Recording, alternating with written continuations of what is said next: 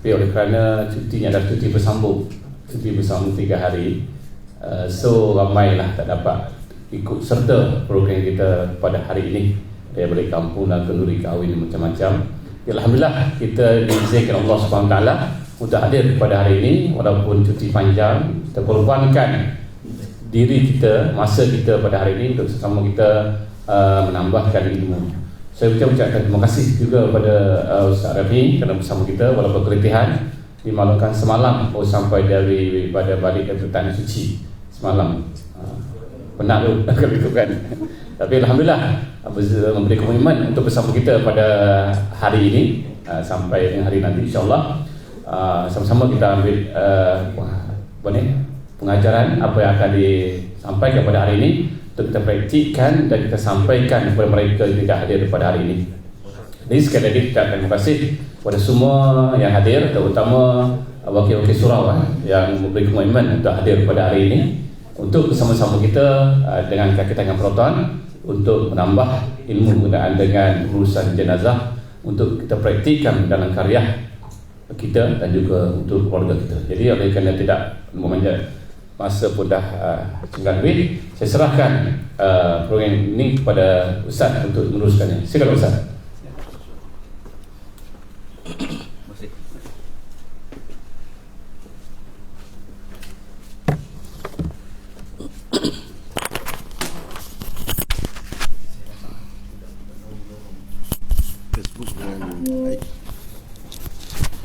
Bismillahirrahmanirrahim. Assalamualaikum warahmatullahi wabarakatuh. Terima kasih pada saudara pengacara majlis Cik Saifuddin. Yang saya hormati Tuan Haji Nazari, Senior Manager Modal Insan ya. Dan juga tuan-tuan, puan-puan, kaki tangan bagi High Corp Proton Shah Alam. Tak mahulah saya tak sempat simak. Pertamanya kita mengucapkan syukur pada Allah Ta'ala kerana majlis yang diaturkan sekian lama ni akhirnya berlaku ataupun sempurna juga pada pagi yang mulia ini. Dan saya ucapkan terima kasih pada pihak penganjur kerana mengundang kami ke majlis ataupun ke program kita pada pagi ini. Ini program saya pertama ya, setelah saya balik umrah kan. Baru petang semalam sampai. Ini pertama. Alhamdulillah Allah bagi kesihatan, suara pun tak ada serak ke. Kan biasa orang balik tekak sakit apa semua kan. Alhamdulillah. Dan sebagaimana tuan-tuan semua maklum, kami daripada NGO Skuad Pengurusan Jenazah Malaysia, satu NGO peringkat kebangsaan yang mana mengendalikan pengurusan jenazah dalam dan juga luar negara, sama ada jenazah Muslim ataupun bukan Muslim. Dia ada beberapa kriteria lah kenapa kita uruskan jenazah yang bukan Muslim. Jadi keanggotaan kami, ahli kami sekitar 2,000 orang seluruh Malaysia. Dan yang aktif di pusat ataupun di pejabat utama kami sekitar 20 orang. Dan sukarelawan kami ada dalam 40 orang. Jadi itulah sedikit sebanyak tentang background SPJM. Dan saya sendiri sebagai pengurusi dan pengasas untuk NGO ini terlibat dalam pengurusan jenazah lebih kurang dalam 18 tahun. Baru lagi kan, ada lagi yang mungkin lebih pengalaman daripada saya. Jadi pagi ini tuan-tuan, saya akan membawa dalam program ini kita akan melalui 2 program, teori dan juga praktikal ya. Dalam bab teori ada 4 bahagian, dalam bab praktikal ada 4 bahagian. Dalam bab teori akan diterangkan tentang 4 topik utama, iaitulah bagaimana berhadapan dengan orang yang sedang nazak, sakaratul maut. Mungkin tuan-tuan dah dapat dah nota kecil yang kita bekalkan tu. Nota tu boleh sebagai rujukan lah, kecil je ya, sebab free, kecil lah bagi kan. Ada yang buku, ada buat buku? Ada mana? Belakang. Okey. Okey, ni buku ni lain. Ada buku panduan yang ada satu lagi buku yang mana buku tu lebih lengkap. Tuan-tuan boleh dapatkan tapi dengan ada maharnya lah ya. Ni saya promote awal-awal takut terlupa kan. Buku ni pengurusan jenazah mudah sahaja, istimewa disertakan kaedah dokumentasi pengurusan jenazah repot berisiko tinggi, HIV, COVID semua dalam ni, siap dengan gambar.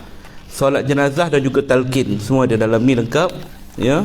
Kalau dekat Shopee RM35, tapi kalau kat sini peserta program khusus untuk program RM40, dan insyaAllah tapi tak dapat sebuah, dapat 2 buah, maknanya satu RM20 lah jatuh ya. Satu lagi buku ni 40 kisah orang mati. Ni bukan macam cerita Mastika yang tuan-tuan tengok ya, bukan. Ini cerita yang baik-baik je saya selitkan dalam pengalaman saya 18 tahun ni. Jadi kalau nak dapat nanti kat belakang itulah ada urus dia saya yang sediakan. Bagaimana berhadapan dengan orang yang sedang nazak? Ini adalah tajuk pertama kita yang kita akan bincangkan. Orang kadang-kadang orang kita tak tahu macam mana kita nak aturkan orang sedang nazak ni. Ini kita kena terangkan ya. Saya bagi satu soalan mudah je. Bagaimana keadaan orang yang sedang nazak? Cuba jawab. Bagaimana keadaan orang yang sedang nazak? Jawab je, tak salah pun. Saya nak orang kata apa? Ice breaking, pecahkan dulu hari ni. Soalan pertama, bagaimana keadaan orang yang sedang nazak? Cuba jawab. Agak-agak. Macam mana? Tak, bayangkan je. Tak ada pengalaman. Mesti pernah tengok cerita Tanah Kubur kan? Bagaimana keadaan orang tengah nazak? Kaki dia lurus, okey. Mata naik ke atas, okey, betul. Lagi? Dada dia berombak-ombak, turun naik kan. Okey. Jadi jawapan yang paling tepat ialah orang yang sedang nazak dia akan terbaring. Belum pernah lagi dalam sejarah orang tengah nazak berdiri. Itu yang mudah kan. Jadi macam mana kita nak handle situasi itu? Betul jawapan tuan-tuan tadi tu. Tapi nak bagi tahu itulah lumrahnya, dia akan terbaring. Apa yang perlu kita buat? Ini kita akan bincang dalam topik yang pertama. Topik yang kedua ialah bagaimana berhadapan dengan orang yang baru meninggal dunia, baru mati. Takkan kita terus nak angkat mayat dia terus masuk dalam bilik mandi terus mandi? Tidak. Dia ada situasi-situasi yang perlu kita handle sebelum kita uruskan jenazah, mandi dan kafan dan sebagainya. Yang ketiga ialah urusan dokumentasi berkaitan dengan pengurusan jenazah. Bab ini pun kena ambil tahu juga, sebab kadang-kadang orang kita, dia keluarga meninggal malam, dia terpaksa dia tunggu besok, katanya masjid tutup, surau tutup, besoklah kita uruskan. Tapi dia kena buat sesuatu dulu, report polis, dia kena call ambulans dan sebagainya, supaya nak melancarkan program untuk esok, pengurusan untuk esok.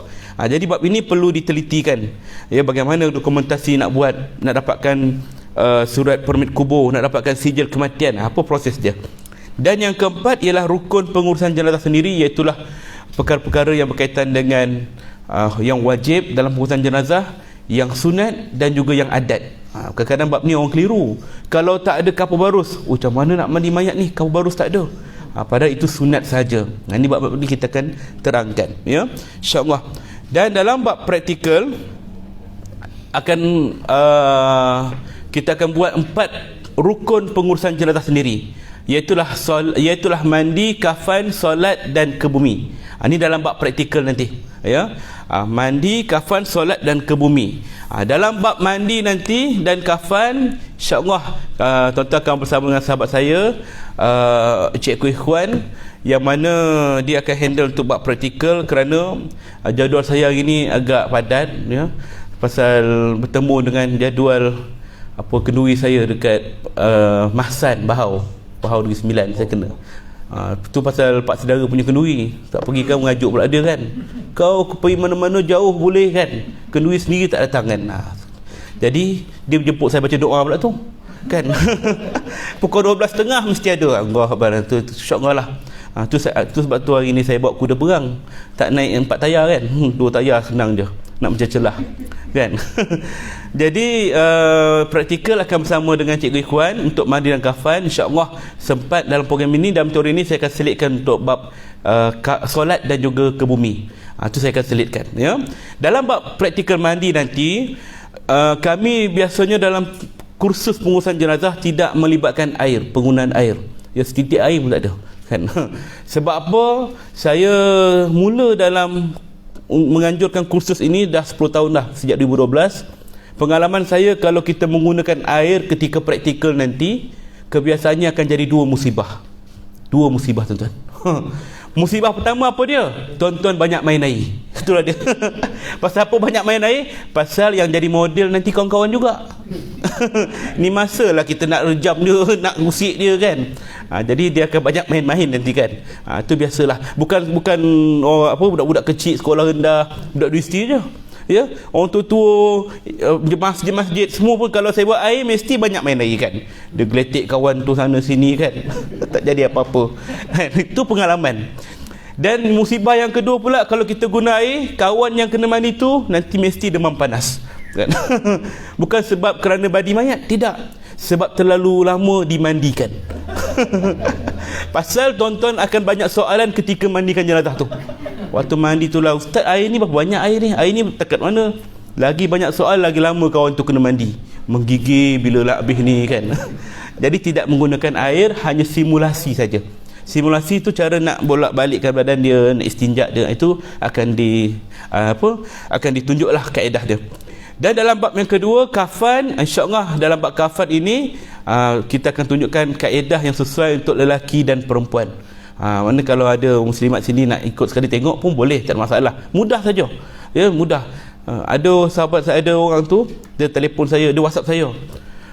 Daripada Johor. Dia kata, ustaz, ayah saya baru meninggal semalam, saya ucapkan terima kasih atas ilmu yang ustaz sampaikan. Sama daripada masjid mana? Kita tak pernah jumpa ustaz, kata dia. Aid, macam mana belajar dengan saya? Ikut YouTube, kata. Ikut YouTube pun boleh faham, kata dia kan? Maknanya kalau dia tonton depan-depan saya ni pun, depan-depan kami ni, insya-Allah mungkin insya-Allah lebih faham. Ya, kaedah dia mudah saja. Dan yang ketiga, solat jenazah. Solat jenazah ni mudah saja, tuan-tuan pun dah biasa. Kat tempat tuan-tuan kadang-kadang ada kematian, kita akan ikut kan. Solat jenazah ada berapa rakaat? Tak ada, nasib baik ada orang selamatkan. Kalau ada confident 2 ustaz kan, memanglah kan. 4 takbir saja, ya. Tak ada rakaat, tak ada rukuk, tak ada sujud, ya. Jadi itu antara perkara yang kita akan terangkan. Tuan-tuan semua dah maklum, cuma saya akan selitkan kaedah solat jenazah gaib. Pernah dengar solat jenazah gaib ni macam mana kaedah dia? Siapa yang gaib? Kita ke gaib, mayat ke gaib kan? Ni kita terangkan dari sudut rukunnya, dari sudut keperluannya dan sebagainya, ya. Bila tempoh dia, sampai bila, waktu bila, apa syarat dia. Dan yang keempat ialah berkaitan dengan pengebumian jenazah.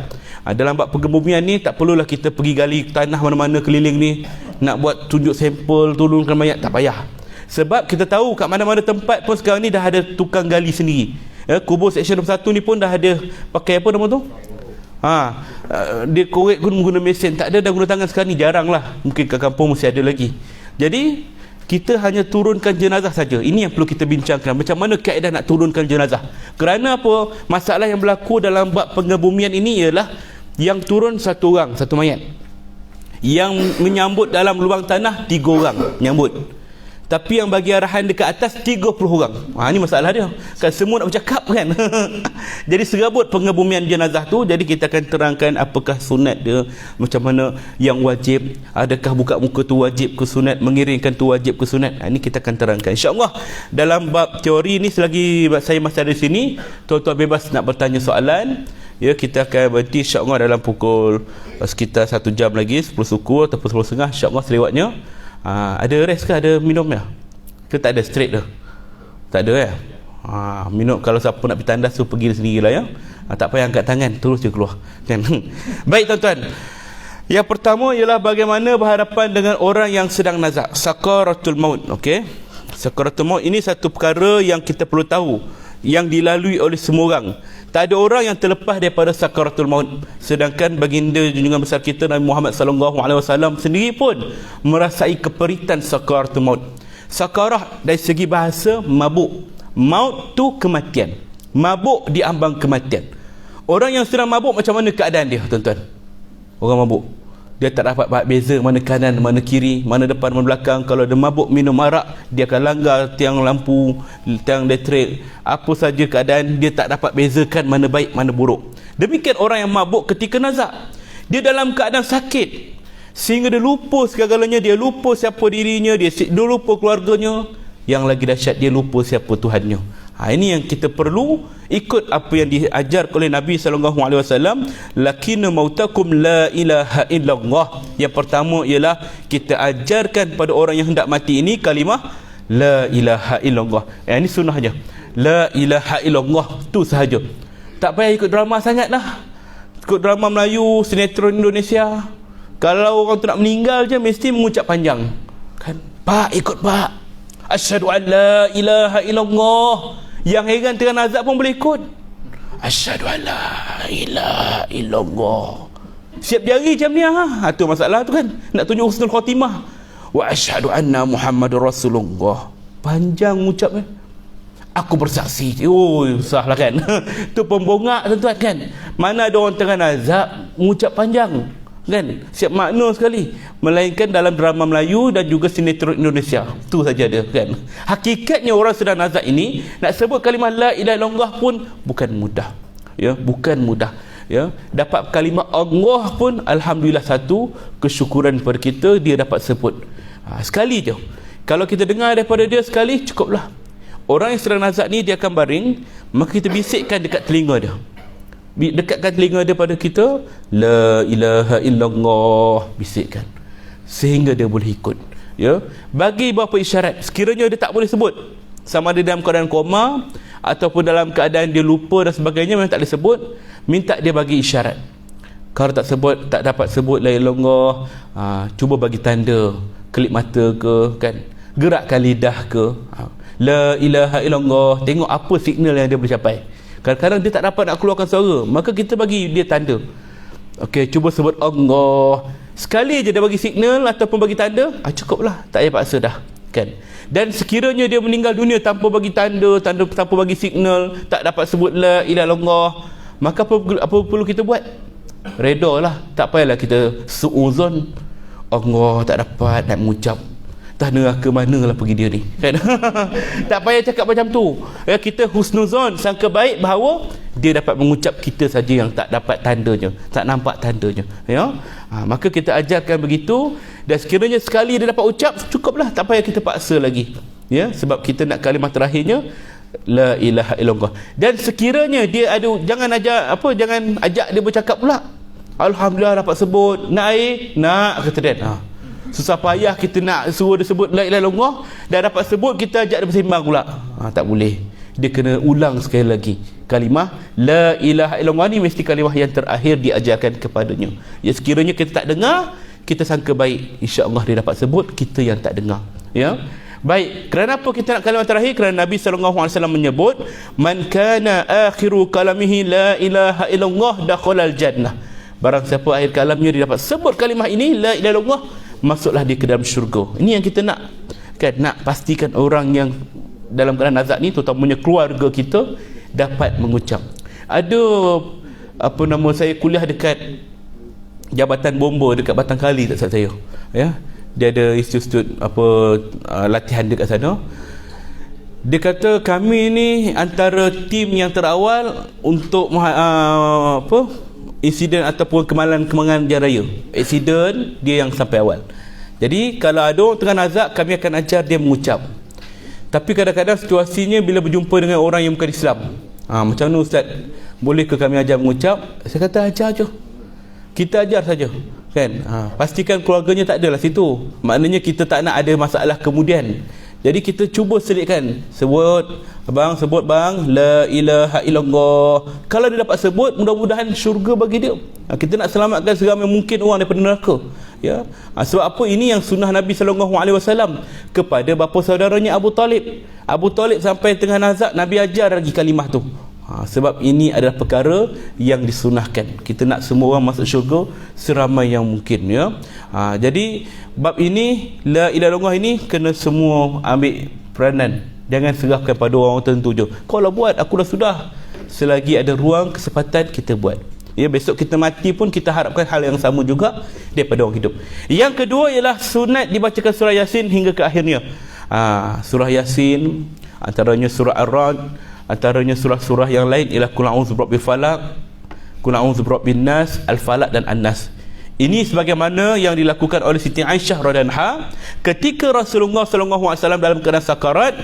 Aisyah membacakan dua surah tadi, surah Qul a'udzu birabbil falaq, Qul a'udzu birabbin nas. Boleh Yasin dan surah Ar-Ra'd kita baca, apa-apa surah pun boleh, kerana Al-Quran asy-syifa. Quran itu penyembuh kita boleh bacakan.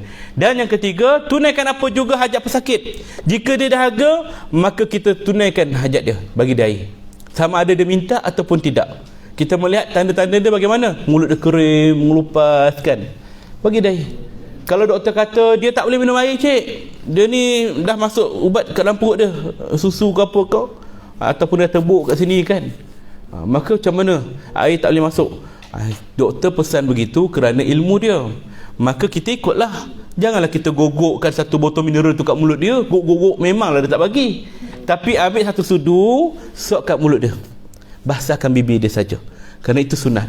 Ya, basahkan bibir dia, basahkan tekak dia, sapu air kat wajah dia. Kerana apa? Perkara ini untuk mengelakkan dia meminta bantuan kepada selain daripada Allah, iaitu syaitan. Minta pada syaitan pula kan. Syaitan akan datang, dia akan menyamar dalam bentuk yang mungkin disukai oleh orang tu. Mungkin arwah mak dia ke ayah dia datang balik, tapi bukan, tu syaitan menyamar. Waktu itulah dia akan menguji orang tu. Kalau kau nak air ni, mak bawa daripada syurga, kau kena ikut mak, keluar daripada Islam, jom kita masuk agama ni. Dia akan cuba hasut. Ini syaitan punya matlamat, nak menyesatkan anak Adam selagi boleh sehingga hari kiamat. Maka kita jangan putus asa. Syaitan tak putus asa, kita pun jangan putus asa. Ya, tunaikan hajat dia selagi mampu. Tapi kalau hajat dia yang bukan-bukan, yang kita lawan pula. Nak Pizza Hut, kata dia, Pizza Hut pukul 3 pagi agak-agak lah kan, marah dia pula kan. Jangan marah dia, cakap baik-baik, tak maulah pukul 3 pagi dah tutup kan, besok pukul 8 dah buka, saya orang pertama beratur. Lepas tu belilah banyak pizza tu kan, bagi kat dia. Orang tengah nazak dia tak makan banyak, dapat ujung sikit tu je bucur roti tu, dah tak nak dah. Habis siapa yang nak makan banyak ni? Kita lah yang hidup bedal kan. Maknanya tunaikan hajat dia selagi mampu. Kalau tak mampu, ucap baik-baik, cakap baik-baik, minta maaf lah saya tak dapat sediakan ya, kita cari yang lain ya. Cakap macam tu, pujuk dia. Jangan bagi dia kegusaran, jangan bagi dia rasa kita tak sayang dia, tak suka dia ya. Dan ada yang keempat, tak ada dalam teks, tak ada dalam video ni, ialah kita kena ajarkan dia ataupun kita kena bimbing dia supaya sangka baik kepada Allah Ta'ala. Ini penting. Bersangka baik kepada Allah Ta'ala tu ialah walaupun dia ni orang yang tak semayang, walaupun dia ni kaki maksiat, dia tengah nazak, kita sayang dia kerana ni keluarga kita, sangka baik. Allah Ta'ala sayang kau kan, Allah Ta'ala akan masukkan kau dalam syurga, jangan kau keluar daripada Islam. Tetap pegang la ilaha illallah, bagi sangka baik. Kerana apa? Ada hadis kursi menyebut Allah Ta'ala akan mengikut sangkaan hambanya. Kalau hambanya sangka baik pada Allah, Allah akan bagi yang baik. Jika hamba tu sangka buruk pada Allah, Allah akan bagi yang buruk. Maknanya kita nak dia sangka baik kan. Ada satu hadis tu menyebut 2 orang lelaki ataupun 2 orang manusia yang dikeluarkan daripada neraka. Dah setelah semua dah masuk syurga, masuk neraka, dia keluar. Allah tanya pada 2 orang ni kan, salah seorang, dua orang tanya, kamu tahu tak kamu masuk neraka ni kerana kesalahan-kesalahan kamu waktu hidup kat dunia, betul ke tidak? Betul ya Rabb. Kamu mengaku tak salah kamu? Mengaku ya Allah, memang itu yang kami buat dulu. Maka sekarang pergilah masuk neraka balik, kata Allah. Maka kedua-dua tu pun pergi. Seorang masuk neraka, seorang lagi tak nak masuk neraka, duduk kat luar. Kemudian beberapa ketika Allah Ta'ala panggil dua-dua balik, panggil semula. Allah tanya pada yang masuk dalam neraka tu, kenapa setelah aku panggil kau keluar, aku tanya dan aku minta kau masuk balik, kau terus masuk? Kata dia, ya Rabb, sesungguhnya aku ni memang hamba-Mu, engkau berhak mengadiliku, keadilan kau sangat tepat. Maka bila engkau telah menetapkan aku ahli neraka, maka aku reda kerana kesalahan aku masuklah. Yang seorang lagi kenapa tak masuk? Kata dia, ya Rabb, sangkaan aku padamu cukup kuat. Kalau engkau dah mengeluarkan aku daripada neraka, maka takkanlah engkau tergamak biarkan aku masuk dalam neraka balik. Tentulah engkau Tuhan yang Maha Pengampun. Maka sebab itulah aku tunggu di luar neraka.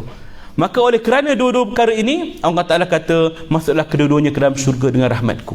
Maknanya kerana sangkaan baik pun, insya-Allah Allah Ta'ala akan mengampunkan orang tu. Sangka baik kita kerana rahmat Allah. Jadi orang yang sedang nazak ni pun kita minta dia sangka baik. La ta'natu min rahmatillah, jangan kamu putus asa daripada rahmat Allah. Suruh dia sangka baik, ingat Allah, begitu ya. Baik. Kemudian ada soalan bab yang pertama, topik pertama. Ada soalan ataupun perkongsian pengalaman? Ya Tuan Haji. Bisikkan sahadah tadi, tinggal kanan ke tinggal kiri? Tinggal kanan ke tinggal kiri, tak kisah mana-mana pun. Tapi afdalnya belah kanan kerana Nabi selalu utamakan dalam banyak hal belah kanan. Ada juga soalan yang sama, macam mana ustaz kalau orang tu pekak kan? Pekak dan bisu, time hidup pun susah nak bercakap dengan dia. Macam mana kita nak ajarkan dia talqin waktu dia meninggal ni kan? Adakah bagi bahasa isyarat la ilaha illallah buat kan? Suruh dia buat silat kan? Tak perlu, sebab kita yang ajar ini sunnah yang Nabi ajarkan pada kita, pada orang yang nak mati ni. Adapun orang yang serang nazak ni terpulang pada Allah yang mengizinkan dia dapat ucap ataupun tidak. Walaupun dia pekak ke, dia bisu ke, kalau Allah izinkan tetap dia akan dapat ucap dengan kaedah dia, cara dia, kemampuan dia. Ya, sebab ini bergantung pada izin Allah. Yusabbitullahu allazina amanu biqaulis sabit fil hayatid dunya wa fil akhirah. Allah dia teguhkan ucapan orang yang beriman di dunia dan di akhirat. Kalau orang tu orang beriman, orang tu beramal soleh, mesti dia dapat ucap kalimah itu walaupun dia mati seorang-seorang ke rumah. Kami ni sepanjang Covid 2 tahun, banyak kes yang kita terima yang meninggal sendiri ke rumah, 2 hari 3 hari meninggal kan. Lalu ketika dia dalam nazak, siapa yang ingatkan kalimah tu pada dia? Kalau dia orang beriman dan beramal soleh, jaga amal ibadah dia, Allah yang akan ingatkan pada dia. Ini janji Allah. Wa yudillullahu zalimin, dan Allah boleh sesatkan orang zalim. Maknanya kalau dia orang maksiat, dia buat dosa, dia buat perkara-perkara mungkar, maka ketika dia nak mati, mesti Allah Ta'ala akan pesongkan dia. Walaupun ramai orang ajar kalimah la ilaha illallah pada dia, dia tak akan dapat ucap kalimah tu, kerana Allah sesatkan dia. Wa yaf'alullahu ma yasha, Allah boleh buat apa saja yang dia kehendaki. Dia kenal kita siapa. Kita watak kita begini di luar, dengan Allah Ta'ala, Allah kenal watak kita dalam hati, peribadi kita yang sebenar. Maka berhati-hatilah selalu dalam segala perilaku kita. Walaupun manusia tak nampak, tetapi Allah sentiasa bersama kita. Ya, baik. Ada soalan lain? Ya, Tan. Kalau selalu orang yang lantak, kita selok ni baca Quran, baca Yasin lah. Tapi kalau buka pakai phone je. Ada juga kan? Sekarang pakai handphone, buka YouTube kan, macam-macam syekh ada kan. Macam mana ni kan? Jadi ulama kata dalam hal ini diharuskan supaya ada suasana bacaan Quran dan sebagainya. Namun sebaik-baiknya biarlah lisan kita sendiri yang bacanya, orang yang hadir yang membacanya, ya, kerana perkara ini adalah sesuai dengan apa yang Nabi sebut. Maknanya kita bacakan ayat suci Quran tu pada orang yang sakit. Kalau kita pasang tu, lebihkan kepada mudah-mudahan suasana dia tu dapat menyejukkan, meredakan kesakitan dia, mana menenangkan diri dia, insya-Allah. Allahu a'lam. Ada lagi? Kita Tadi Ustaz kata selolanya kita ajar warisan nazak tu kalimah, dan kalau dia dapat sekali cukuplah. Tapi sekiranya selepas tu dia bercakap hal lain, dia belum pergi lagi, belum pergi lagi, adakah kita akan terus ajar dia lagi? Baik, sekiranya dia dalam keadaan sedar, kita minta dia supaya boleh, kalau boleh diulang-ulang lah, dia sendiri ulang. Sekiranya dia dalam keadaan koma ke apa, kita dapat sebut sekali, kemudian dia pitam ke apa, dah lama 2-3 hari baru dia meninggal, cukup lah tu. Maknanya tak ada perkataan lain yang keluar sesudah itu. Dia nak akhir kalam tu. Sebagaimana saya pernah buat pada satu orang, tak tahu lah tuan-tuan dah sampai belum video yang viral tu kan, masa bulan 7 tak salah saya, satu orang budak perempuan, ayah dia panggil saya untuk bantu dia. Dia dah cabut mesin pernafasan, dia kanser stage 4 dah, maknanya doktor tak ada harapan dah pada dia. Jadi doktor kata lepas cabut mesin dalam masa sehari dia akan meninggal dalam 24 jam. Tapi dah masuk hari kedua, dia dalam keadaan macam tu lagi tak sedar. Ayah dia menangis sebab dia tak dapat nak sebut la ilaha illallah, mulut terbuka, mata macam ni kan.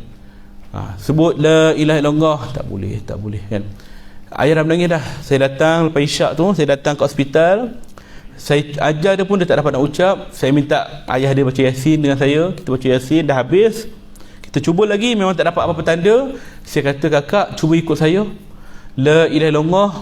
Kalau tak dapat, cuba gerakkan lidah. Saya kata la ilaha illallah, lidah dia pun bergerak, maknanya dia dapat kalimah tu.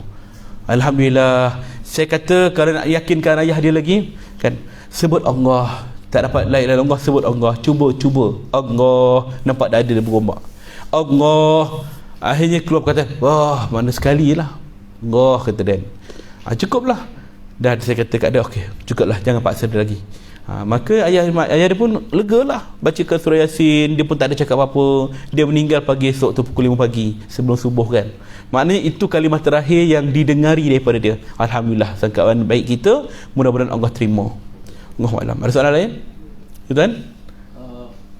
Bukan orang yang nazak ni, kita kena kiblat ke atau tertentu. Kemudian ada juga yang mengatakan orang yang nazak ni kita tak boleh letak bawah palang rumah macam tu. Betul kan?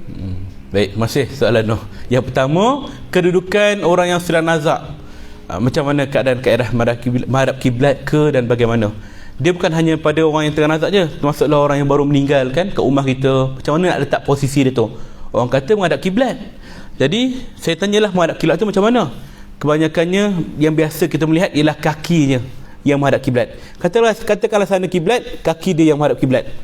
Maka bila kita tak tanya, kenapa kaki yang menghadap kiblat tu dikatakan menghadap kiblat? Yalah ustaz, cuba ustaz tegakkan mayat tu. Kan menghadap kiblat? Ini logik kan. Kita bukan berdasarkan logik, ya, kita berdasarkan hukum, dalil dan sebagainya. Maka itu bukanlah yang dikatakan menghadap kiblat. Yang menghadap kiblat ialah kita punya rusuk kanan ataupun belah kanan kita ni yang menghadap kiblat, posisi kita baring. Kenapa dikatakan belah kanan yang menghadap kiblat? Ini kias kepada dalam kubur. Dalam kubur, ketika seorang tu dah ke bumi, dia akan mengiring ke arah kiblat.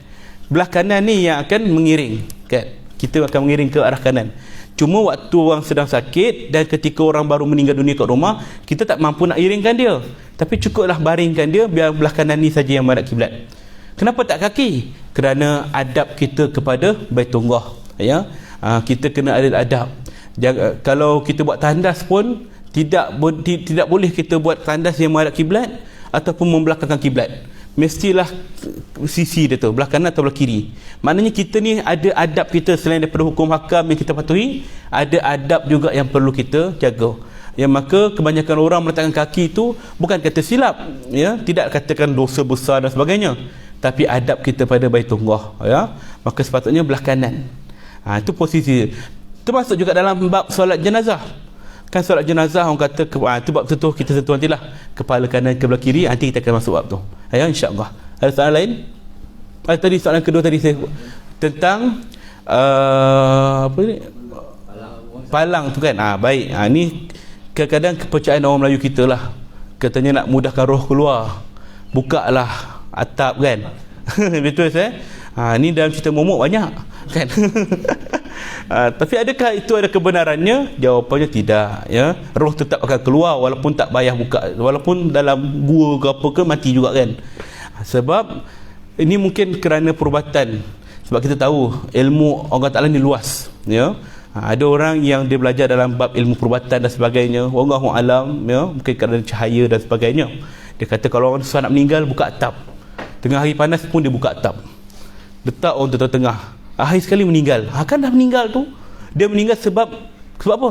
Haba kan. Stroke haba kan. Tapi bukan nak kata begitulah, maksudnya mungkin adalah pengajaran-pengajaran tertentu, tapi kita kena yakinlah orang tu ada ilmu apa yang dia buat tu. Jangan kerana ikut-ikutan. Tanya dia, faham tak buat benda ni untuk apa? Kalau dia kata biasa orang buat, biasa orang buat tak payah buat, maknanya dia tak faham. Kalau dia kata ini kerana ni, maknanya dia ada sumber-sumber dia belajar sebagainya, silakan. Kan tu masing-masing punya kaedah. Wallahu alam. Lagi? Kita saja. Sikap ahli keluarga yang berhadapan dengan keluarga yang nazak, maksudnya tangisan-tangisan. Baik. Memang kita sedih orang terus meninggal tengah sakit. Jadi kita ni kena jaga adab juga, sebab kita kena yakin ini qada dan qadar Allah. Ya, sebenarnya tangisan orang yang sekeliling ni dia ada dua. Satu tangisan yang sedih, satu tangisan yang meratap. Yang tangisan sedih itu ialah sunnah. Biasa siapa tak sedih orang tengah sakit nak meninggal, ataupun kawan kita ataupun saudara kita baru meninggal dunia. Maka ini sunnah biar. Jangan halang kita. Dah jangan nangis. Salah. Kadang orang dah meninggal, kita nak cium, lap air mata kan. Mesti ada watak tu muncul kan. Mana-mana tempat pun bila nak cium jenazah, mesti ada 2-3 orang yang akan datang, lap air mata. Jangan kena air mata kat muka mayat tu. Ni biasa orang akan halang. Adakah betul air mata tu mengganggu ataupun menyeksa mayat? Ni bab ni kita kena faham bahawa Nabi SAW tak pernah sebut pun air mata tu menyeksa mayat. Yang Nabi sebut ialah ratapan. Meratap, menangisi yang melampaui batas. Ya. Sedangkan menangis tu adalah sunnah. Nangislah. Siapa yang tak menangis, bahkan ulama kata siapa yang tak menangis ketika keluarganya meninggal dunia, itu bid'ah. Maknanya Nabi sentiasa menangis bila keluarga dia meninggal dunia. Bahkan Abu Bakar Siddiq pun ketika Rasulullah dah wafat, dia dah mandi, dah kafan, Abu Bakar datang, dia buka kain tutup muka Rasulullah, dia cium wajah Rasulullah, menangis-nangis atas wajah Rasulullah. Kalaulah benda itu salah, tentu Abu Bakar tak buat. Maknanya kata bahawa ini adalah satu perkara yang tidak dilarang. Dari sudut hukum tak jadi masalah. Namun dari segi adab, kena jaga adab juga. Mentang-mentang lah itu Ustaz Rafi cakap, kata tak apa, tak ada masalah. Dia biar merembeh air mata tu kan, package dengan ingus, tonyong muka mayat. Kemudian orang belakang nak cium juga kan. Orang belakang datang nak tengok ada kesan-kesan bukti kat situ kan, bahan bukti ditinggalkan. Hilang selera orang belakang tu. Nak cium tapi nampak macam tu. Tak apalah imam, saya redha, tutuplah kan. Jadi kita kena jaga adab juga. Maknanya kalau nak cium sebaiknya lap air mata. Ya, bukan kerana menyeksa orang belakang kan. Ya, sekiranya air tu jatuh juga pada wajahnya atau apa sahaja kesan, segera kita lap. Ya, itu lebih baik. Itu tentang adab kita lah. Ya, menangis tak ada masalah, tapi jangan melampaui batas. Tuan. Ya, tuan. Ustaz, berkaitan dengan yang apa tu? Adat apa semua tu kan. Kadang biasa kita tengok kalau ada cermin dia tutup, lepas tu kalau ada gambar diterbalik. Benda tu apa logik dia? Baik. Kadang-kadang kita faham orang Melayu kita kan, meninggal tutup cermin, habis cermin kereta, cermin rumah, cermin TV, semualah kan, asal ada cermin je tutup kan, terbalikkan gambar semua kan. Maka apakah rasionalnya benda tu pada kita ya?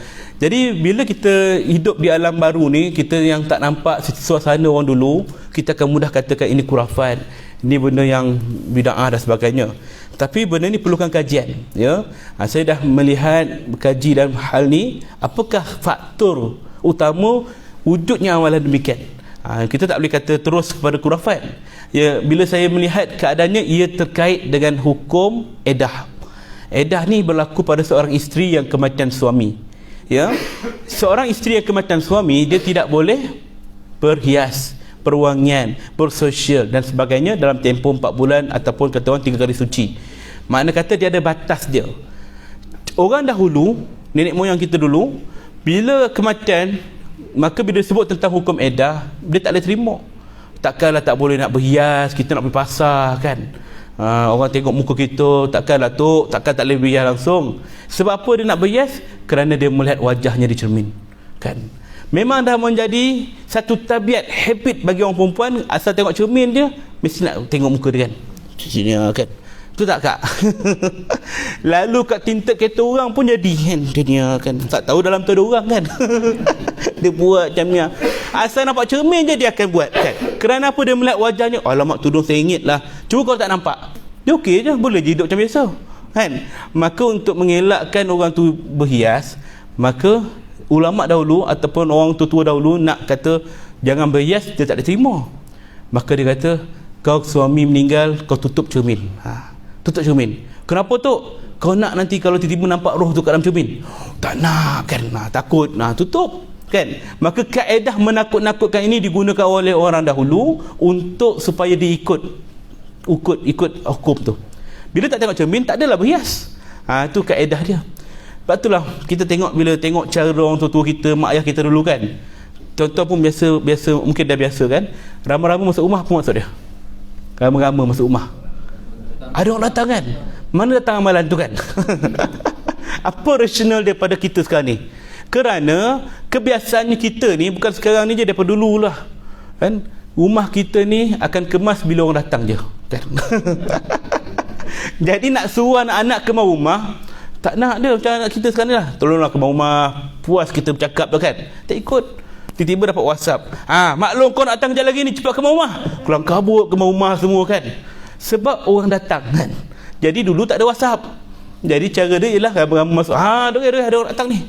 Kelang kabut. Tu kaedah dia orang nak menyuruh. Termasuklah satu lagi saya beri tanda kucing jangan bagi melangkah mayat. Kan, siapa yang tahu ni mungkin sebab tengok cerita momok dulu kan. Kucing melangkah aja mayat bangun, hidup balik kan. Awak mengaji ke kata kan. Jadi dalam hal ini kalau kita fikir logik, eloklah dia bangun kan. keluarga kita, mak ayah kita dah meninggal, lempar kucing bagi dia hidup balik kan. Logik kita lah kan. Tapi kenapa orang dulu takut sangat sampai dia buang kucing keluar? Kenapa? Takut kucing tu melangkah mayat, dia bangun. Ini kerana kucing ni dah sinonim dengan masyarakat Melayu, ibaratnya macam keluarga kita. Jadi ketakutan dia ialah kalau orang dah siap mandi kafan, kucing satu sifat dia ialah bila ada benda baru datang rumah dia, dia akan datang, dia akan hidu, kadang dia geser-geser, dia bagi tanda kencing ke apa ke. Maka kita bimbang dia akan mengotorkan kain kafan tadi. Dia mungkin dia bawa lepas buat berak ke kan kat bawah tu, dah kau tanah tu naik atas, kena kat kain kafan kotor. Maka orang dulu bila dia nak suruh tuan rumah alih kucing, dia akan cakap, "Dik, tolong alih kucing ni keluar." "Apa pula tu? Ni kucing ni arwah ni punya, biarlah sini kan." Dia tak nak dengar cakap. Dia nak elakkan najis tu kena pada mayat tu. Maka cara nak supaya dia ikut arahan, dia takutkan. Kalau kucing ni melintas atas mayat nanti bangun, kau nak? Tak nak tu, baru dia angkat kabut keluar kan.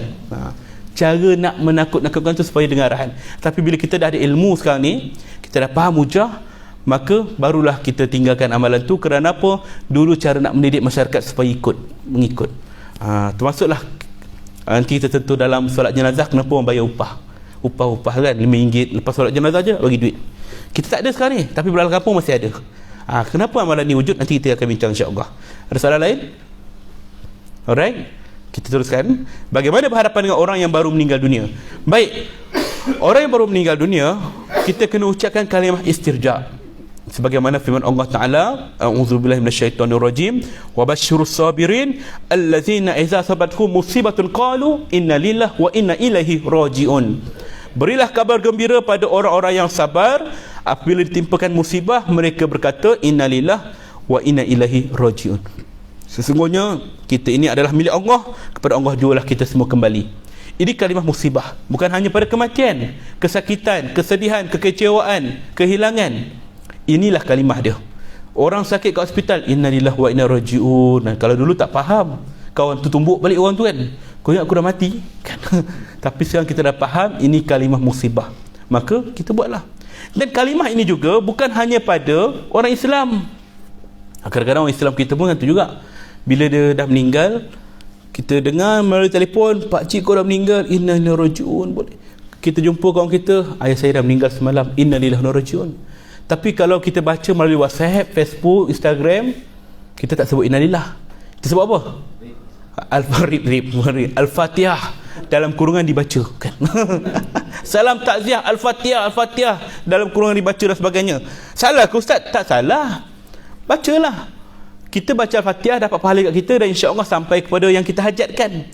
Cuma nak betulkan ialah Nabi ajar kita bila terima berita kematian, ucap inna lillahi wa inna ilaihi rajiun, baik dari segi lisan maupun tulisan. Ucaplah, tulis inna lillahi wa inna rajiun. Lepas itu nak baca Al-Fatihah ke Al-Baqarah ke An-Nisa ke, terbulanglah inna lillahi wa inna rajiun. Al-Kafirun dalam kurungan dibaca. Buatlah. Al-Mulk kalau baca kan. Yang penting baca, jangan tak baca kan. Jadi nak betulkan yang biasa, biasakan yang betul kan. Dan juga pada orang bukan Islam juga. Tadi sebut rip kan. Kalau orang bukan Islam meninggal je kita sebut rip. Rip, semua nak rip kan. RIP, rest in peace. Ataupun Melayu kita, berehatlah kau dengan tenang kan. Ini ucapannya kan. Tidak, ucapan kita ialah innalillahi wa inna ilaihi rajiun juga, walaupun dia bukan Islam ya, kerana dia juga datang daripada Allah, kepada Allah juga dia kembali. Ini kalimah dia. RIP ni cara orang putih, cara orang barat, bukan Islam, maka kita jangan ikut cara dia kan. Dan juga rest in peace ni juga kita tak boleh sebut. Dari segi hukum pun, hukumnya haram. Kenapa? Kita seolah mendoakan dia. Rest in peace, berehatlah kau dengan tenang. Adakah orang yang tak ada iman meninggal dunia dia akan tenang? Tidak. Berlaku ketika Abu Talib nak wafat, Rasulullah di tepinya mengajarkan kalimah la ilaha illallah. "Pak cik, ikutlah kalimah ni, pak cik akan masuk syurga," katanya. Ketika itu Abu Jahal pun ada. Abu Jahal kata, "Wahai Abu Talib, jangan kau ikut cakap Muhammad, dia tak betul. Kau kena kekal dengan agama kita." Akhirnya Abu Talib kata, "Wahai Muhammad, aku kekal dengan agama nenek moyang kita." Maka Abu Talib pun meninggal dalam keadaan kafir, tak sempat beriman. Lalu Rasulullah sedih kerana ni pak cik dia, orang paling rapat yang lindung dia selama ni, meninggal tanpa iman. Lalu Nabi SAW pun berkata pada mayat pakciknya, wahai pakcik, aku berjanji akan berdoa supaya Allah ampunkan dosa-dosa pakcik. Dia kata begitu kepada pakciknya kerana sedih.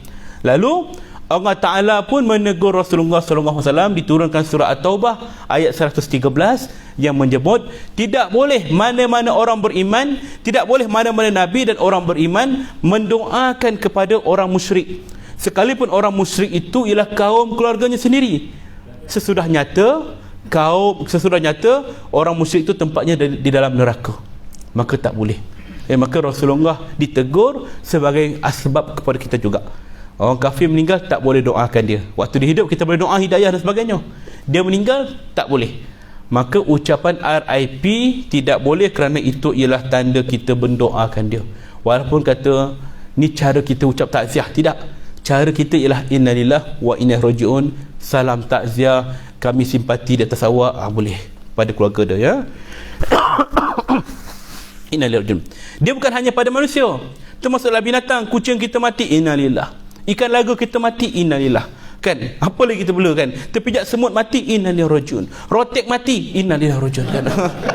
Maknanya kita sebut aja, kan? Musibah lah tu, nak kena bayar, kan? Kan? Baik. Itu jadi kalimah dia, ya. Kemudian orang yang baru meninggal dunia ini kadang-kadang matanya terbuka. Ini kan. Kita pun ada kat tepi dia, tutup mata dia. Cuba tutup. Sekiranya dia terbuka lagi, jangan kita lari. Alamak, saka dah masuk dah, kan? Mata terbuka macam ni, kan? Itu adalah fitrah semula jadi. Kerana dalam badan kita, bila kita dah meninggal dunia, dalam tempoh 4 hingga 5 jam, badan akan mula mengeras. Otot-otot mula menegang, darah berhenti, dan bola mata ni akan membengkak. Dia akan keluar, terkebul gitu. Maka itu adalah fitrah. Maka apa perlu kita buat? Cuba urut. Kalau boleh kita urut, gunakan kaedah-kaedah, antaranya guna minyak. Carilah minyak apa yang ada kat rumah tu. Minyak masak selalunya ada, kan? Guna minyak masak, urut. Tapi minyak masak yang baru, ya. Jangan guna minyak ikan, kan? Dah goreng ikan yang gelap tu, kan, ambil, kan? Ni boleh ni, kan? Dah colek sini, kan? Datang kucing jilat mata orang tu, kan?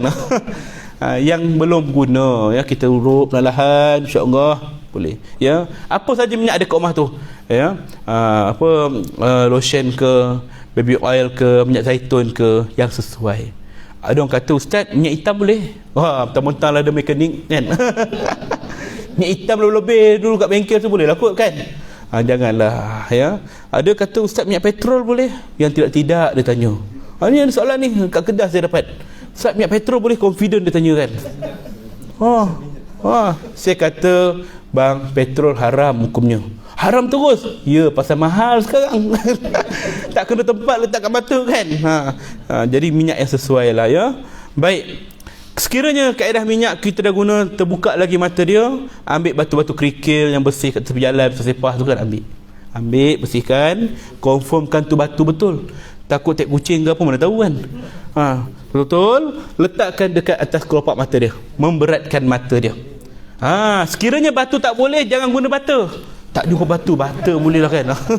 Jangan, ya. Lepas dia ada buat projek rumah, ada lebih tu pakai, kan? Jangan tenggelam mata orang tu, ya. Carilah duit shilling sekiranya. Duit shilling yang ada bersepah, duit 50 sen kita besar tu, kan, ambil. Ada orang kata tak boleh ni, ustaz. Ini kaedah orang bukan Islam. Ya, contohnya kalau orang Cina mati, ya, letak mata dengan duit, kan? Kita bukan ikut cara dia. Tak. Ya, kita gunakan ini sebagai kaedah, alat sahaja, nak memberatkan mata dia supaya tertutup rapat. Ini kaedah fiqh ada menyebut al-umuru bil maqasidiha. Setiap benda bergantung pada tujuannya. Inna ma'amalu binniat, bergantung pada niat. Niat kita ialah untuk menutup mata dia. Ini kaedah. Tak guna shilling pun tak apa. Nak guna, kata orang belakang sudu tu, kan, kita letak boleh, ya, benda-benda berat, logam-logam ke apa, yang sesuai kita letak, nak memberatkan mata dia. Cuma saya kena pesan awal-awal, kalau guna duit shilling letak kat mata tu, jangan dibiarkan terlalu lama. Takut kita terlupa, kan? Dah letak duit shilling, letak kain tutup muka mayat tu, kita pun ke dapur layan orang, kita buat hal lain, terlupa. Jiran-jiran mula datang. Jiran datang sedih-sedih, arwah dia baik, kan? Buka je kain tutup tu, ya Allah, mata duitan. Dah sudah kecoh satu zaman, kan? Kena jaga, ya. Jangan bagi orang fitnah dia, kan? Maka alihkan segera sebelum orang datang, ya. Biar keluarga je tahu-tahu dulu, kan? Ya, ingat siapa yang tulis nota tu 50 sen ya, bukan RM50. Takut nak tepek 50 helai, selai sini 50 selai kan. Tak jadi. Lagi terbuka mata mayat tu nanti. Ya. Baik. Dan sekiranya duit shilling ataupun batu tak jadi, maka kaedah yang terakhir kita gunakan stiker ataupun selotip kertas. Yang kertas yang nipis. Ya, selotip kertas ya. Jangan guna double tape. Double tape susah nak buka nanti kan. Yang mana saya kata kertas ni kerana gamnya tak terlalu kuat.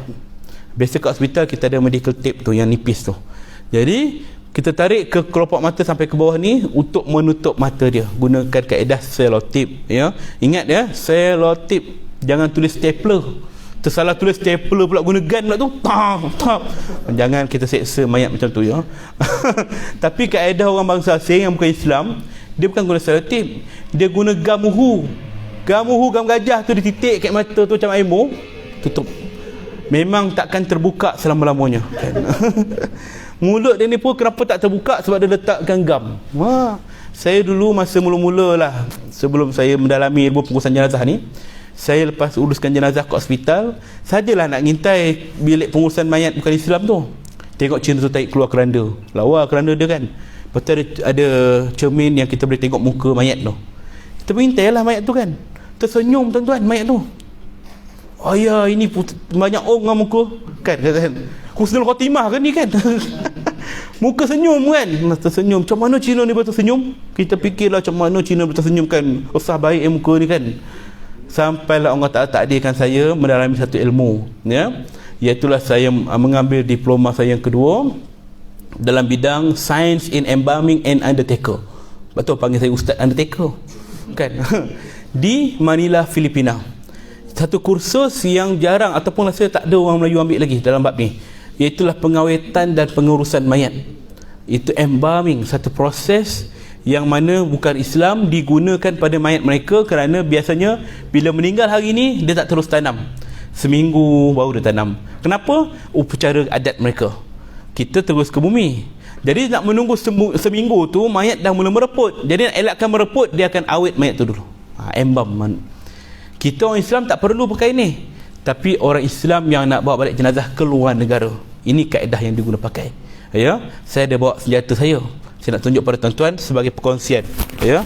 Ni senjata yang kita gunakan dalam bab embalming ya. Kita buka di semulanya saya keluar lah.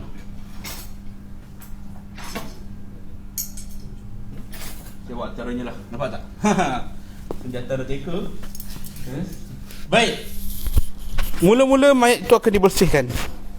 Dia akan bersihkan mayat tu, dah mandi, dah bersihkan. Kemudian kita akan keluarkan dua bahagian darah, dua urat darah. Dua urat besar dalam badan kita, iaitulah bahagian arteri dan vein. Dia ada beberapa poin, sama ada tekak ni, bawah lengan, atas ari-ari ataupun cerah peha. Biasanya yang famous kita akan cari ke atas ari-ari ni. Atas ari-ari ni kita akan toreh sehinggalah keluarlah dua urat tu nanti. Maka urat ni lah yang akan kita gunakan untuk bahagian arteri, memasukkan satu tiub ke dalam salur darah tu untuk masukkan ubat formalin. Biasanya kita akan masuk dalam 12 liter. 12 liter ubat masuk dalam badan. Di bahagian vein kita buka kulit tu sampailah nampak bahagian vein ditoreh untuk mengeluarkan darah. Dalam badan kita lebih kurang 70% cecair. Maka itulah laluan utama darah tadi. Semua dibuang keluar, diganti dengan ubat tadi. Maka bila badan tu dah penuh dengan cecair formalin, dia akan naik sampailah ke atas muka, dia akan mula mengeras. Waktu itulah kita boleh lentur badan dia kan. Sampai kat bahagian muka ni, dia macam tanah liat, kita boleh buat macam-macam kat badan dia. Kita tekan sikit, tangan kita akan berlekuk sampai bila. Ni benda tu akan membentuk badan lah. Sampailah kat bahagian muka ni, saya diajar kat orang tu, cuba buat macam ni kata dia. Tapi dia tak cakap Negeri Sembilan orang putih lah kan, saya ahli bahasa kan. Buat macam ni kata dia. Tersenyum mayat tu kan. Dalam 5 minit kita lepaskan, elok mayat tu tersenyum pasal benda tu dah keras. Oh, ni lah husnul khatimah tu kan. Cina tu kan. Rupanya kerana kita bentukkan muka dia. Nak buat lusa pipit, tersengih sikit pun boleh bentuk. Kemudian senyum dia kan. Itu kaedah yang guna pakai. Tu baru satu. Dah selesai kaedah tu, dalam tempoh sejam 2 jam kita akan keluarkan satu lagi alat, iaitulah besi ni yang dinamakan troka. Troka ni lah satu besi yang panjangnya lebih kurang dalam 0.5 meter saya. Ya, yang digunakan untuk tebuk satu lubang dekat atas perut. Atas perut ni lubang, tebuk.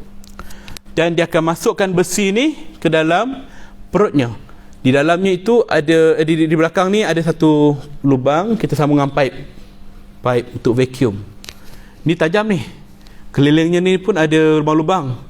Kita akan hancurkan segala organ dalam badan dia. Jantung hati, limpa, usus, perut, puni kencing, segala-galanya cocok. Maka dia sedut keran ni. Serok, buang keluar. Hampagas tu. Semua cavity tu semua buang keluar. Ya. Macam mana nak tahu benda tu dah habis ke tidak? Dia ada bunyi dia. Macam tuan-tuan minum teh ais dalam mangkuk ke apa ikutlah kan. Dah habis dah air tu tapi gatal lagi mulut tu nak sedut kan. Ho bunyi kan. Itulah dia bunyi yang okey dah habis. Cucuk bahagian lain pula. Cucuk. Itulah kaedah yang guna pakai dalam embalming. Ya. Mujur dalam negara kita tidaklah straight macam tu. Bagi jenazah orang Islam yang nak bawa balik ke negara Asia, Bangladesh, mana lagi, Singapura, Indonesia semua, kita hanya gunakan kaedah suntikan. Embalming ni ada 4 kaedah. Ya. Dia ada surface embalming, hypodermic embalming, arterial embalming dan juga apa satu lagi saya lupa. Tapi kita punya kaedah ialah suntikan. 5 liter formalin masuk dalam jarum tu, cucuk tang sini, tang sini, semua cucuk kan. Ya. Kemudian selesai. Dia tak ada buang organ ke, tak ada. Buang darah pun tidak. Dia boleh tahan dalam masa 2 hari mayat begitu. Surface embalming. Tapi kalau jenazah daripada luar negara, walaupun Indonesia nak bawa balik ke Malaysia, dekat je. Ini kaedah yang diguna pakai. Sebab itulah saya selalu nasihat pada orang ramai, kalau kematian berlaku di luar negara, ada tempat yang boleh kebumi kat situ, kebumilah. Tak payah bawa balik jenazah. Ini saya selalu pesan kan. Jangan seksa mayat untuk bawa balik. Kecuali negara yang tak benarkan warga asing kebumi kat tempat dia. Contoh China tak dibenarkan. Dia kata kalau orang asing bakar. Takkan kita nak bakar saudara kita? Maka kaedah yang diguna pakai ni lah. Terpaksalah, daripada mudarat yang lagi besar, baik guna yang ni. Maka inilah keperluan dia, ya. Sebab tu tuan-tuan, nasihat saya, kalau ada tempat, kita redha lah kan? Sebab tu Tuan Guru Harundin, nanti muka takut lupa, Tuan Guru Harundin dia pesan dah, meninggal kat California jangan bawa balik. Maka jenazahnya pun dikebumi kat situ seorang kan, jauh. Sebab dia yakin hadis Nabi, barang siapa yang meninggal di luar tempat kelahiran dia, maka akan dibinakan satu mahligai di syurga sejauh daripada tempat dia lahir sampai tempat dia meninggal. Perlis ke California, berapa jauh? Allahu Akbar kan. Ini je ganjaran dia. Ramai orang tak nampak. Dia fikir, tak apalah, bawalah balik, nanti senang nak tengok kubur dia kan. Berapa kali sangat kita tengok kubur kan?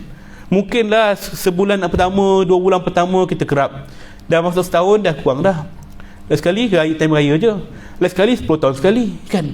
Maknanya lama-lama kubur tu akan bersawang macam tu je lah. Maknanya tak ada kepentingan ataupun kebaikan yang dapat pada ahli kubur. Maka redha lah, ya. Sebab tu dekat Mekah dia tak ada tanda kan. Saya pergi tengok kat Mekah tu, kat Madinah saya balik tu, tapi tak ada kesempatan lah nak masuk kat kawasan kubur tu, dia tutup. Tak ada tanda, batu je lah. Makna nama macam kita tak ada kan.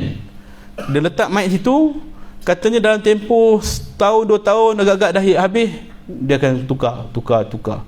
Maknanya kita pun tak tahu kalau keluarga kita meninggal sana, mana nak ziarah dia, tak ada kan. Maknanya kita tahu dia meninggal kat situ je, bakit lah kan. Jadi itu yang sepatutnya berlaku dalam negara kita juga. Cuma negara kita ni dah terbiasa, kalau meninggal je nak tanda kan. Baik, tu cerita dia. Baik ya.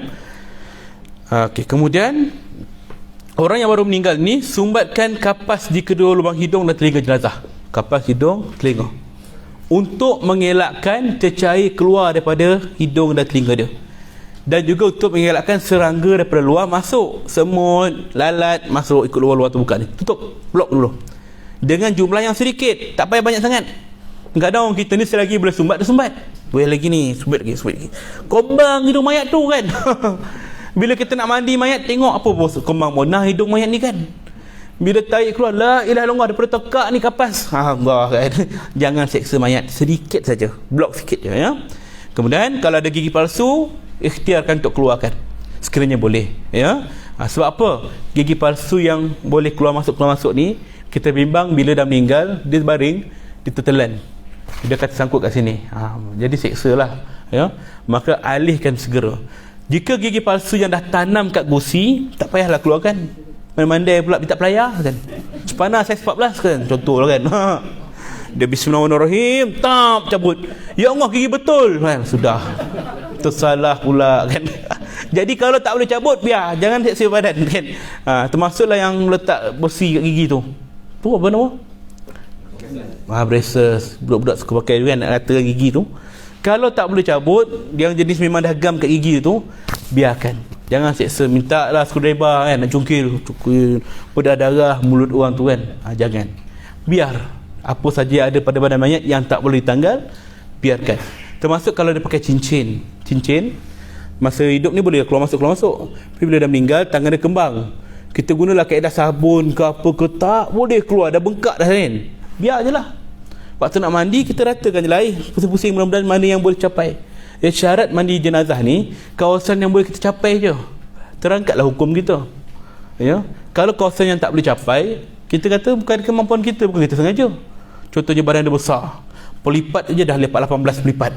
Dah ada kan pelipat-lipat kan, nak selak satu-satu kan, payah. Jadi kawasan yang boleh kita capai saja. Sebab tu kalau dalam mandi jenazah pun jangan beria sangat kita nak keluarkan najis tu.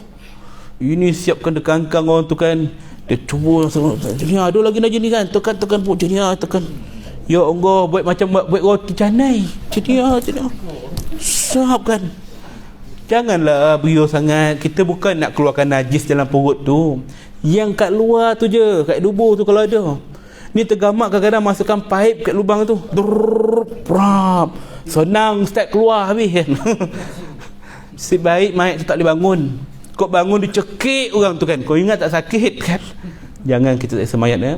Termasuklah kadang-kadang dia nak buang air apa darah ke hidung dia ni, masuk paip ke hidung, keluar sini kan, cuba buat kat orang tu kan, kau nak tak kan, tahu sakit. Maka mayat pun tetap merasai kesakitan tu ya. Maka Nabi kata bersopan santunlah, berlemah lembutlah dalam menguruskan mayat, kerana dia baru lepas sakaratul maut, sakit. Maka jangan kita sakitkan dia lagi, berlemah lembut. Sebab itulah anak-anak terutamanya, kalau mak ayah meninggal, mandikanlah ya. Anak keluarga kita kalau meninggal, kita mandikan. Sebab kalau keluarga yang mandikan, dia akan buat dengan sopan santun. Kalau orang luar mandikan, dapat orang baik, okeylah. Jenis orang yang main langgar je, bukan nak buat macam kain pula kan. Ada orang macam tu, dia kasar. Jadi kita buatlah dengan lemah lembut ya. Baik, keluar gigi palsu, tutup mulut jenazah, ambil kain, ikat daripada bawah dagu dia ni, ikat dekat atas dia ni. Tu namanya ikatan pocong. Ikat, tutup, ikat. Perkataan pocong tu asalnya daripada ikatan pocong. Kita panggil hantu pocong kan. Hantu pocong, fedah pocong, badan pocong, bukit pocong, semua nak dipocongkan kan. Ini asal dia ya, sunnah tutup mulut mayat. Baik, kemudian tukar pakaian jenazah dengan pakaian yang bersih dah boleh tanggal. Tukar, baru meninggal badan dia masih lemah lembut. Ini situasi baru meninggal lemah lembut kan, buka, kita boleh buka baju dia, keluarkan kain dia, sebab dia masih lembut. Lama-lama dia akan keras, susah. Jadi kalau dah tinggalkan semalaman, dia dah mengeras, susah kita nak buka balik, kena guna gunting lah, nak koyakkan. Jadi sayanglah baju tu kalau boleh pakai buat kenangan kan. Ada berlaku kes yang saya kata ni lah, dia tak tahu, tak belajar agaknya, ayah dia meninggal umur 90 lebih, anak dia umur dalam 50-60 lah. Jadi bila dah meninggal ayah dia ni malam, dia tunggu besok baru panggil orang. Saya datang pukul 8 pagi, datang tengok dia masih lagi pakai pakaian malam tadi, makna baju dia dengan kain tak tukar lagi, pampers pun ada najis lagi. Saya tanya pada anak dia, kenapa abang tak tukar? Saya lupa, tak tahu lah ustaz, saya serah pada ustaz lah semua. Tak apalah, kita bawa tempat mandi, baju dia tak boleh buka. Saya kata minta maaf, saya terpaksa gunting ya. Gunting lah, kita gunting sebab dah keras. Jadi bila kita nak kiamkan tangan dia, tak boleh, dia dah keras. Dia orang tua, kita takut patah kalau paksa. 90 tahun umur dia, nak buat tak boleh. Saya pun cuba urut semua sendi dia, tak boleh. Saya kata kat anak dia, nanti waktu kafan tangan dia begini ya, saya tak boleh nak kiamkan dia. Okeylah Ustaz, buatlah apa yang terbaik, kata anak dia. 4 orang anak dia. Tapi anak dia yang muda sikit macam tak setuju. Tak boleh Ustaz, saya nak tangan ayah saya begini kiam, nak sempurna. Saya tak boleh bang, kata. Tak apa, saya buat. Saya pernah ikut kursus, kata orang tu sapu minyak, kata dia. Betul lah cara tu, saya kata, tapi dia dah keras. Kenapa abang tak buat malam tadi? Saya lupa Ustaz, kan. Ni biasa orang kita ni, tuan-tuan pun kan. Dah belajar time ni, nanti bila dah tak praktik, dia lupa. Sebab itulah kita buat rakaman. Tengok balik rakaman ni nanti kan. Dekat Facebook dan IG Skuad Pengurusan Jenazah Malaysia, SPJM. Boleh like, follow nanti, tengok balik. Jadi bila dia dah keras, saya kata tak boleh. Dia kata tak apa, kita guna minyak urut. Dia cuba urut, bang, kalau tak boleh jangan paksa ya, saya takut patah. Boleh Ustaz. Dia try, bismillahirrahmanirrahim, terdengar patah. Goyang tangan bapak macam ni kan. Tergamam semua orang. Masalahnya semua pandang saya. Apa salah aku kan? Kau yang buat kan? Kan semua pandang kan. Semua abang-abang muka merah kan, muka merah padam kan. Adik dia yang buat tadi tu muka putih, pucat. Lagi pucat daripada bapak dia. Meninggal, gigil tangan dia kan. Ustaz, patah ke tu? Tanya aku pula kan. Patah ke tu Ustaz kan? Bagi soalan kebat pula kan. Saya fikir apa benda lah kena jawab ni kan. Soalan kan, soalan hukum lagi bolehlah jawab. Ni soalan patah ke tidak? Tergamam kan. Lepas tu fikir balik apa nak jawab ni kan. Ustaz, patah ke tu? Tanya abang dia lagi. Saya kata bang, relax. Saya tengok ni tak patah, insya-Allah tak patah. Tak patah, habis bunyi tadi apa dia? Kan? Abang relax bang, kadang-kadang kita ni lenguh otot, pernah otot kita pernah. Oh otot, dan ingatkan dah tenang dah. Dia pandang adik dia, nasib baik tak patah, kalau aku patahkan tangan kau. Wih, garang abang dia tuan-tuan. Ya Allah, takutnya kan dalam hati kita kata nasib baik tak cakap betul-betul, memang patah pun. Nasib baik tipu kan. Paksalah sampai sekarang dia tak tahu cerita sebenar. Kalau tuan-tuan lepas mulut, habis lah. Alamak, ada rakaman. Tak apa, anggap dia dah tahu kan. Jadi nak kata bahawa mayat ni kadang-kadang bermacam-macam kondisi keadaan. Ada mayat yang tangan dia lurus, kita tak boleh nak kiam, tak apa. Ada mayat yang saya jumpa, gini tangan dia kan. Tak apa, malam tadi tengok Arsenal lawan apa kalah kan, apa semua kan. Dia nak turunkan tak boleh kan. Jadi memang tak boleh. Habis bila nak kafan tu, macam Ustaz tak boleh turun ni. Tak apalah, kita tak lepas, tak boleh nak paksa kan. Jadi kita kafan kan tangan tu gini lah. Okey lah, mandi kapan tak ada masalah, kita boleh kapan. Tapi mulut orang nak jaga susah. Datang makcik tu, apa kombang bona kepala budak ni kan. Bukan kepala makcik, tangan dia tu diam. Astagfirullah, mulut jahat kan. Sebab tu kita bila tengok orang meninggal, jangan mulut lepas, diam je kan. Apa saja tanda pada mayat, diam. Kaki bengkok ke apa ke, diam lah kan. Jangan gatal mulut tanya anak dia, apa tak kaki mak tu macam tu kan. Diam. Tahulah orang, takkan orang sengaja nak bengkokkan kaki orang tu kan. Tahulah orang, adalah sebab dia kan. Tak payah tanya ya. Kami pernah jumpa satu jenazah yang dalam keadaan yang rare. Macam mana? Dia tunjuk gambar kat saya, ni tim kami dekat Terengganu. Mayat tu dalam keadaan bersila tuan-tuan. Bersila. Apa tak baringkan mayat tu? Tak boleh Ustaz, kita baringkan mayat tu dia pun bersila kat baringan. Tak boleh macam ni baringan. Habis macam mana tu? Tak hantar hospital. Tak, polis kata boleh uruskan dah. Jadi terpaksalah mandikan dalam keadaan duduk, kafankan dia dalam keadaan duduk. Okey lagi lah, time solat nak dudukkan dia.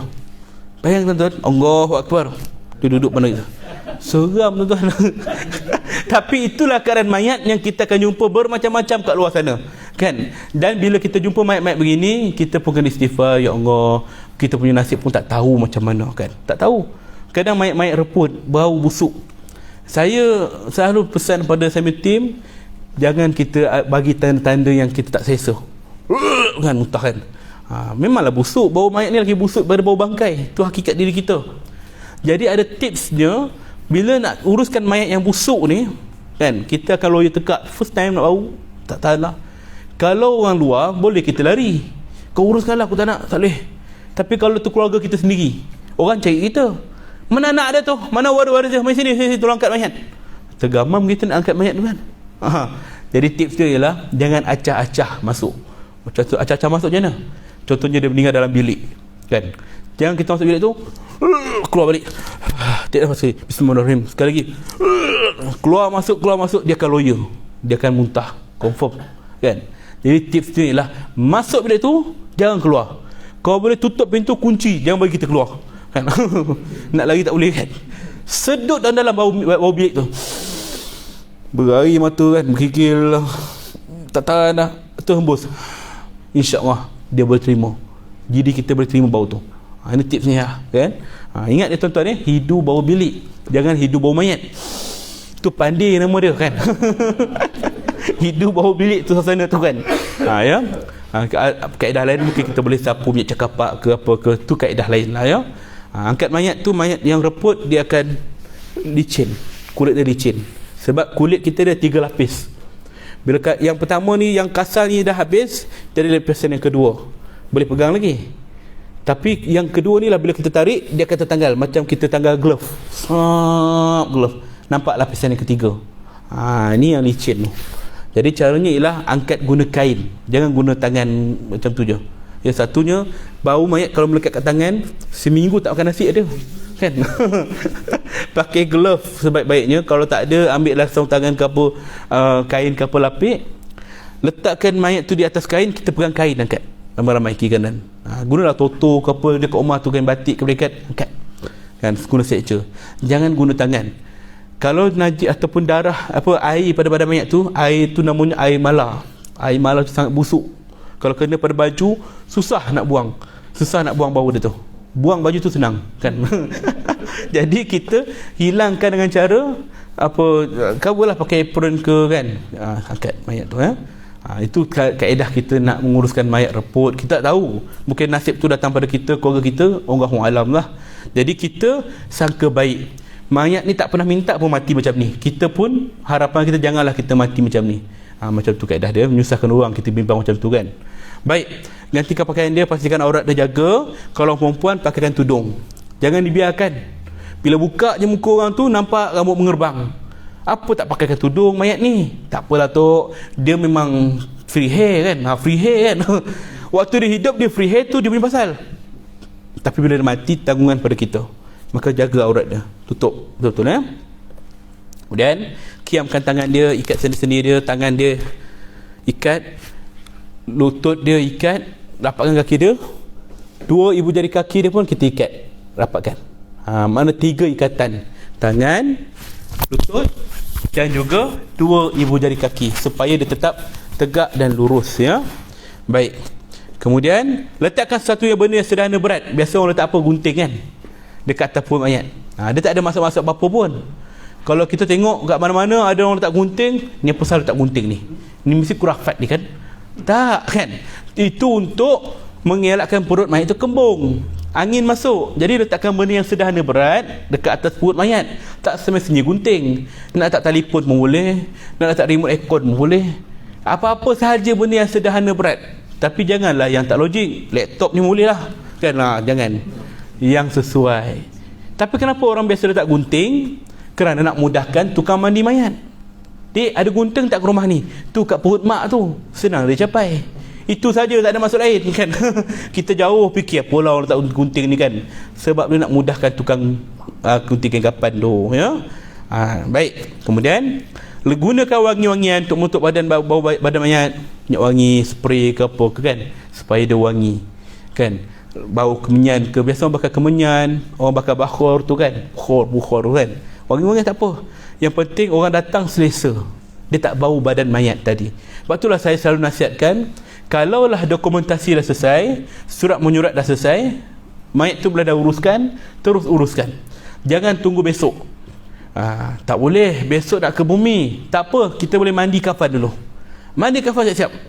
Sebaik-baiknya waktu dia dah meninggal, dah dapat surat, terus mandi kafan, walaupun nak ke bumi esok. Sebab apa? Banyak hikmah dia. Pertama, mayat tu mudah dimandikan, badan dia lembut lagi, nak buang najis ke apa lembut, senang kita. Yang kedua, bila dia dah mandi, dah kafan, maka orang pun akan tengok dia dalam keadaan yang baik, bersih. Maka orang pun akan cakap yang baik-baik lah. Ya Allah, tenangnya wajah ni kan, macam tidur arwah ni kan, kan. Ya Allah, wanginya arwah ni kan, sebab kita dah mandikan dia. Maka ucapan yang baik-baik akan keluar daripada mulut orang. Maka ini yang Nabi sebut, ucaplah yang baik-baik ketika menziarahi jenazah, kerana ketika itu malaikat mengaminkan segala kata-kata kita. Maka nak bagi orang ucap yang baik-baik, kita sediakan mayat dalam keadaan baik-baik. Jangan dibiarkan mayat tu dah tak mandi, berlendir, keluar air daripada hidung mulut dia, bau busuk semua. Maka orang datang tengok pun tak selesa bau. Tengok mayat sekejap je, baca Fatihah, lepas tu dia keluar, tak tahan. Jadi kita kena hidupkan suasana yang bagus untuk orang datang, duduk, buat tahlil ke Yasin ke, ketika itu dengan keadaan selesa. Itu hikmah dia. Ya? Dan yang ketiga, hikmah dia apa? Bila dah siap mandi kafan, orang yang datang, dia betul solat jenazah. Walaupun kata besok kat masjid pukul 9 nak solat, tak apa, besok-besok lah. Kita nak solat tak apa. Maka banyak yang manfaat yang akan dapat pada si mati ni. Janganlah orang datang tu datang kosong je, datang dah tengok-tengok ke balik. Maka dia boleh ambil fadilat solat jenazah, kan? Buat solat jenazah banyak kali pun tak apa, kan? Sebab orang bukannya semua ada masa free, kan? Besok nak kerja, hari ni malam ni je dia free, maka bagi dia peluang solat jenazah ketika tu. Jenazah dah siap mandi kapan, nak solat lah. Banyaknya pahala pada orang mati ni dapat, kan? Nabi kata barang siapa yang disolatkan 40 orang, yang solatkan dia orang yang tidak melakukan sebarang kemusyrikan, maka wajib syurga baginya. Kita nak macam tu lah. Ya Allah, saya cemburu betul tengok dekat Mekah, Madinah, kan, tiap-tiap waktu solat ada orang meninggal, ada orang disolatkan, kan? Salatul li arwahi, kan, rahimakumullah, kudu orang kat jenazah, kan, solat jenazah. Berapa banyak orang solat tu, berdiri solat jenazah. Ya Allah, itu bukan 40 orang tu, entah 400,000 orang, tak tahulah, ramai, kan?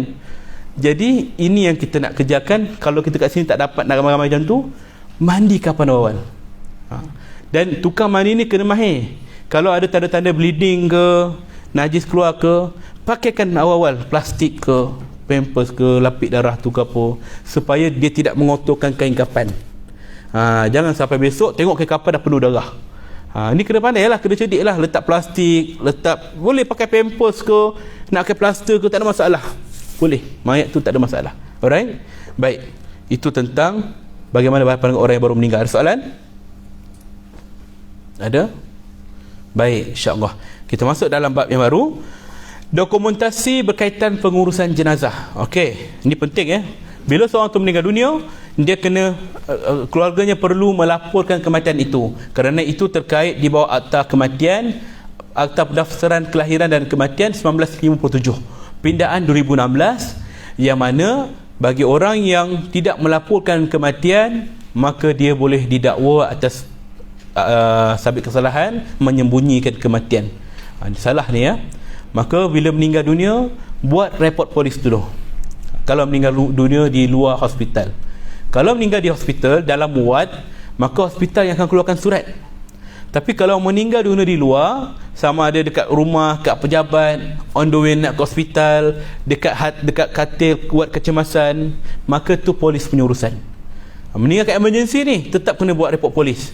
Tapi kalau dia dah admit ward, maka doktor yang dah ambil alih, maka doktor yang akan keluarkan surat kematian tu. Selain daripada tu, kita macam mana cara dia? Kalau meninggal kat rumah ke mana-mana tempat, first ialah kita kena confirmkan kematian dia dulu. Bukan call polis, confirmkan kematian dia dulu. Kalau kita terus pergi balai polis, saya nak lapor kematian ni, ada berlaku kematian kat rumah saya. Okey, tuan, siapa yang meninggal? Ayah saya. Siapa yang sahkan kematian dia? Saya sendiri. Oh, tuan doktor ke? Tak, saya kerani kewangan. Kan tak kena tu. Kau jawatan lain, kan? Kerja bahagian lain, bukannya bahagian medik dan sebagainya. Maka tak boleh bagi pengesahan kematian.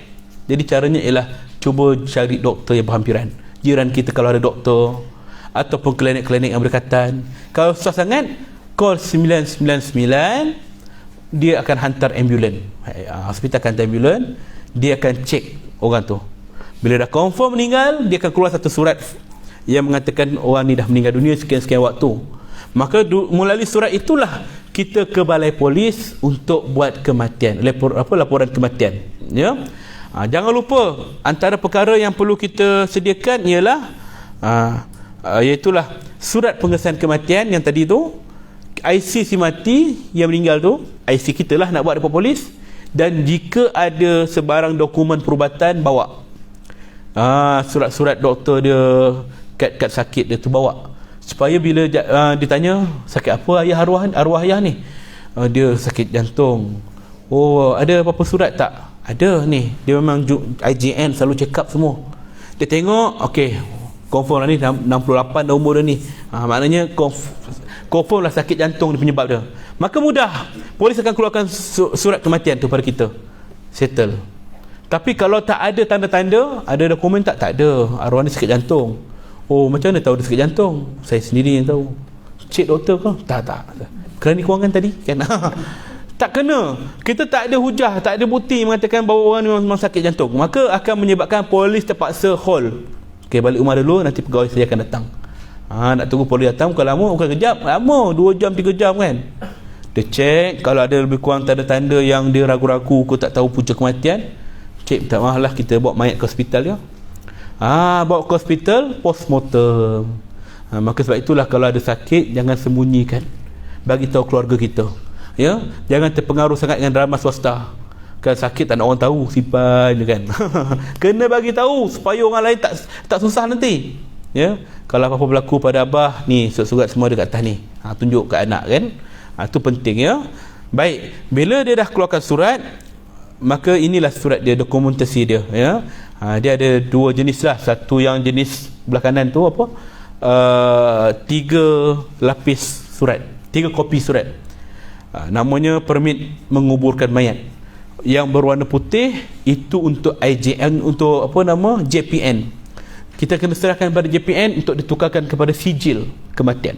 Yang berwarna biru belakang dia itu salinan untuk orang yang jaga kubur, bagi kat dia. Yang berwarna kuning belakang dia tu, itu kita punya salinan pemaklum. Kalau dekat balai polis, kadang-kadang dia akan keluarkan surat macam ni. Surat yang apa, daftar kematian sini. Dia sama je, mana-mana pun sama. Tapi kalau yang ni kita boleh copy banyak kali, photostat. Jadi penting benda ni. Sebab apa penting? Kalau tak buat report terus kebumikan jenazah, masalah kemudian hari. Ada orang tu dia dah kebumi dah mayat, seminggu kemudian dia nak tuntut faraid semua. Jadi nak tuntut kat KWSP ke apa-apa masalah semua, perlukan sijil kematian. Jadi sijil tak ada. Pergi kat JPN kata kami nak surat kematian. Mana nak dapat? Pergi kat balai polis. Pergi balai polis nak surat kematian, polis tanya mana mayat? Mayat dah ke bumi dah minggu lepas. Siapa suruh ke bumi? Dah jadi kes mahkamah. Akhirnya mayat tadi terpaksa digali balik. Sebab menyembunyikan kematian. Ya, penting ya, kena buat report dulu. Ya. Dah keluar surat ni, dah selesai urusan jenazah, surat ni bawa terus ke JPN. Tukar kepada sijil kematian. Kejap je proses dia. Ya, sijil tu yang penting untuk tuntutan yang selanjutnya. Baik, selesai bab itu. Ada soalan? Ya tuan? Tadi saya cakap pasal dia kematian berlaku dekat emergency. Pasti dia tak keluarkan apa-apa dokumen. Waris kena. Betul. Kenapa? Sebab saya hadapi benda yang sama. Ya, nampak kan? Tinggal di emergency, bukan di ward. Tapi kena buat report polis kan? Kenapa berlaku kat ward? Sebab emergency, dia bukan doktor pakar. Dia tak tahu apa punca dia sakit, apa punca dia meninggal. Rawatan tak dapat dibuat lagi. Dia hanya bagi bantuan awal je. Jadi doktor yang tak dapat nak diagnose apa punca kematian dia. Sebab itulah dia serahkan pada polis. Polis yang akan buat siasatan, sama ada nak lepaskan atau kena buat postmortem. Tapi sekiranya meninggal dekat ward, doktor dah diagnose dah, memang dia ni sakit kencing manis tinggi ni, jadi punca dia memang sebab tu. Jadi doktor boleh bagi pengesahan kematian tu. Sebab tu penting. Cuma saya tengok kebiasaannya kalau meninggal kat area KL Selangor ni, polis dia agak straight dalam bab asbab kematian ni. Tapi kalau belah kampung, saya tengok belah Pantai Timur, Kelantan, Terengganu, kadang-kadang polis dia lebih kurang je. Sakit tua je, dia tu dia sakit tua, sakit jantung, apa semua, dia boleh declare sendiri. Maknanya mungkin sebab faktor negeri ke, atau faktor mungkin cara mereka dilatih macam tu, Allah alam lah. Jadi sebenarnya atas budi bicara juga. Kalau kita tak nak postmortem, kita kena hantar apa, sebab itulah first impression tu penting. Kita nak buat report polis, janganlah kita pakai cacat marba semua pergi ke kan. Orang tengok kita ni macam tak semenggah kan, tak percaya je dia ni. Jadi benda ni akan memberikan side negatif pandangan polis pada kita. Dia ni nampak macam ni kan. Kita kena nampak macam profesional lah. Walaupun dalam keadaan kita serabut, pastikan orang nampak kita dalam keadaan tertib kan? Dalam keadaan baik lah. Itu saya nampak macam tu lah pandangan saya. Bila tengok kita kemas, kita cakap lah, saya pernah uruskan, kebetulan saya ada ada mesyuarat dekat forensik Hospital Kuantan masa tu urusan jenazah COVID.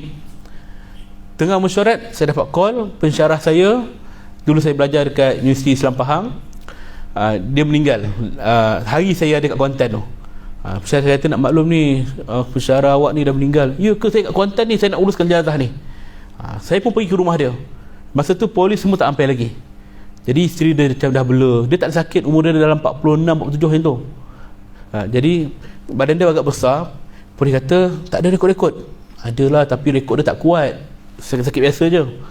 Macam mana ni, kita bawa pergi hospital lah, nak cek COVID semua. Saya pun katalah, tuan, dia memang ada sakit, badan dia pun macam ni, tuan-tuan pun tahulah, semput semua ada. Jadi kalau nak pergi ke hospital, nak kena cek COVID, besok baru nak ke bumi, susah. Kesian dia ni orang alim, Ustaz, apa tuan kata. Saya kata itulah. Kan, maknanya dia nak elakkan perkataan kes-kes jenayah sebagainya. Ni isteri dia, anak dia kecil lagi, kesian. Saya kebetulan ada sini, saya nak uruskan jenazahku saya ni. Okey, tak apalah. Tak payah bawa hospital. Maknanya ni atas budi bicara. Kita kena pandai tak apa bincang. Sebab tu kadang-kadang saya tengok, kalau orang tu ada nama sikit, sekejap je lepas nak kes COVID kan, dia call kabel dia sana sini, Ustaz jangan risau, dah settle, boleh tuntut jenazah. Cepatnya dia guna kabel ni. Oh, senang kalau orang atas kan. Kalau rakyat Marhin 3 hari lah kau dalam tu kan. Nampak tak, dekat bab kematian pun ada kabel kan. Okey tuan-tuan, ada soalan lain? Tuan. Juga kes yang tuntutan takaful atau insurans. Yes. Memerlukan postmortem. Sebelum claim tu. Betul. Itu satu faktor penting juga, ya. Kenapa perlunya postmortem? Kerana memerlukan bukti kuat punca kematian untuk claim pada takaful insurans yang diambil. Sebab syarikat takaful insurans mana-mana pun nak masuk senang, tapi nak tuntut bukan senang. Tapi sekarang ni nak masuk pun susah juga. Macam-macam declare lah penyakit anak, kalau umur dah 30 ke atas susah nak masuk takaful kan. Macam-macam declare kita kena buat. Jadi nak kata bahawa urusan insurans takaful pun main peranan juga atas laporan kematian tadi. Punca kematian apa? Kalau dia tulis sakit jantung, maka mudahlah. Kalau dia tulis unknown, punca tak dapat kena pasti, sakit mati mengejut, maka benda ni perlukan satu benda yang siasatan lanjut. Mungkin waris tak akan dapat pembahasan sepenuhnya, separuh ke, rugilah. Kita dah bayar setiap bulan apa semua caruman, tiba-tiba dapat tak seperti mana yang kita nak. Kita nak bantu waris. Maka di sinilah Jawatan Kuasa Muzakarah Fatwa Kebangsaan tahun 2004 meletakkan hukum harus jenazah itu dibedah siasat postmortem. Walaupun pada hakikatnya mayat sakit tak? Sakit. Kita nak mandi pun kena lemah lembut, tiba-tiba nak potong mayat, nak bedah mayat kan. Maka di sini kita perlukan satu kaedah fiqh, iaitulah di antara dua mudarat. Mudarat besar dan mudarat, di antara dua mudarat kita kena buat pertimbangan. Mana yang paling berat? Arwah ni kalau postmortem dia akan sakit, keluarga ni kalau kita tak postmortem dia akan terbeban dengan peninggalan arwah ni lah, tanggungan dan sebagainya. Maka bebanan tu lebih berat pada keluarga tadi, kerana dibiarkan keluarga dalam keadaan susah pun susah juga. Maka mudarat yang lebih ringan ialah mayat tadi postmortem, maka dia sendiri saja yang akan menanggung, bukan pada orang ramai. Maka di sinilah keharusan postmortem tadi. Jika tak ada jalan, polis pun kata tak boleh cek, susah benda ni apa semua, redor lah, tak apalah, postmortem lah, senang nanti anak-anak isteri dia nanti nak tuntut apa-apa urusan. Tu benda ni kena ambil tahu juga, ya. Wallahu a'lam. Ada soalan lain? Jadi saya kata masa buat laporan tu kena ada yang macam doktor lah mengesahkan hari kerani ke apa, doktor lah tadi tak boleh. Kalau tak ada orang yang macam tu, boleh ke orang lain yang boleh dipercayai? Sebagai pengesahan macam tak boleh. Dia mesti orang yang ada autoriti dalam bidang perubatan. Ambulans, doktor hospital swasta, klinik ke boleh. Mesti pakar medik. Yes, senangnya panggil je 99. Allah. Ada soalan lain? Mana? Facebook. Mana jika suami meninggal dibawa ke masjid lalu disolat sekali, apakah isteri boleh juga hadir sama di masjid sedangkan dikira dalam edah waktu itu? Baik. Suami okey. Kedua, jenazah ibu, ayah boleh ke anak-anak lelaki dan perempuan sekali. baik. Atau ayah hanya lelaki, ibu perempuan. Baik, terima kasih. Soalan ada dua daripada Facebook kita. Pertama, bagaimana kalau seorang suami meninggal dunia, jenazahnya dibawa ke masjid, isteri boleh ikut ke tidak? Sedangkan isteri dah bermula edah. Maka dalam hal ini, memang kita tahu edah seorang isteri tu sebaiknya. Sebaik-baiknya ialah tempat seorang isteri yang kematian suami di rumah. Tak perlu ke kubur kerana tak nak jadi perhatian. Maka dalam hal ini, kita kena tengok pada keadaan situasi kita. Contohnya kalau rumah dia tu rumah akal, nyawa, keturunan, harta, maka dalam hal ini kita tengok pertimbangan dia. Sedangkan seorang isteri yang dalam edah masih dibenarkan bekerja, ya, walaupun kita tahu 4 bulan kalau boleh ataupun 3 kali suci dia kena jaga diri dia, tapi mana satu syarikat yang benarkan orang cuti 4 bulan tanpa gaji? Mana dengan gaji kan? Kalau cuti pun tanpa gaji kan? Maknanya mungkin membebankan keluarga dia, isteri dia untuk tinggal tanpa kos kan. Jadi dalam hal ini Islam kata tak apa, agama membenarkan dengan syarat dia patuh pada pantang larang edah. Boleh datang kerja lah, dia kerja sebagai admin ke, kerja sebagai customer service ke, apa ke, boleh buat apa kerja dia. Cuma dalam hal-hal yang di luar bidang kuasa dia, malam ni kita ada makan malam gala kan, jom staff-staff semua, maka dia tak boleh hadir lah, sebab tu dah melibatkan aktiviti sosial. Dia buat kerja dia je. Itu dibenarkan dalam Islam. Kalau dalam hal itu kerana memeliharakan hartanya, maka itu tak ada masalah, memelihara nyawa dia kan. Begitu juga dalam hal seorang isteri yang nak bawa ke masjid, nak ikut suami dia ke kubur, selagi dia boleh jaga batas, tidak ada masalah. Kerana apa? Ia adalah dalam bab maqasid syariah, memelihara akal, emosi. Kalau dia tak pergi, dia akan rasa macam satu perasaan yang tak lepas. Dia akan memberontak, jiwa tak tentera, mungkin dia akan salah kawan tu, kau lah yang tak bagi aku datang doi kan. Maka hal ini memberikan mudarat yang lagi besar.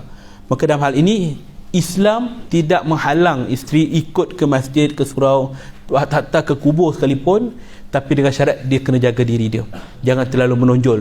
Sebab tu waktu orang baca talqin, imam tak payah panggil lah, mana isteri dia, anak dia, mai ke depan, duduk depan, tak payah. Keluarga dia mai ke depan, macam juga itu je. Isteri dia tu kalau boleh duduk belakang, jangan jadikan tumpuan, dan jangan terlalu menonjol. Tapi kembali pada hukum asal, sebaik-baiknya tempatnya di rumah juga. Kalau isterinya reda, tak apalah, kat kubur saya tak ikut, saya di rumah je, itu yang lagi baik.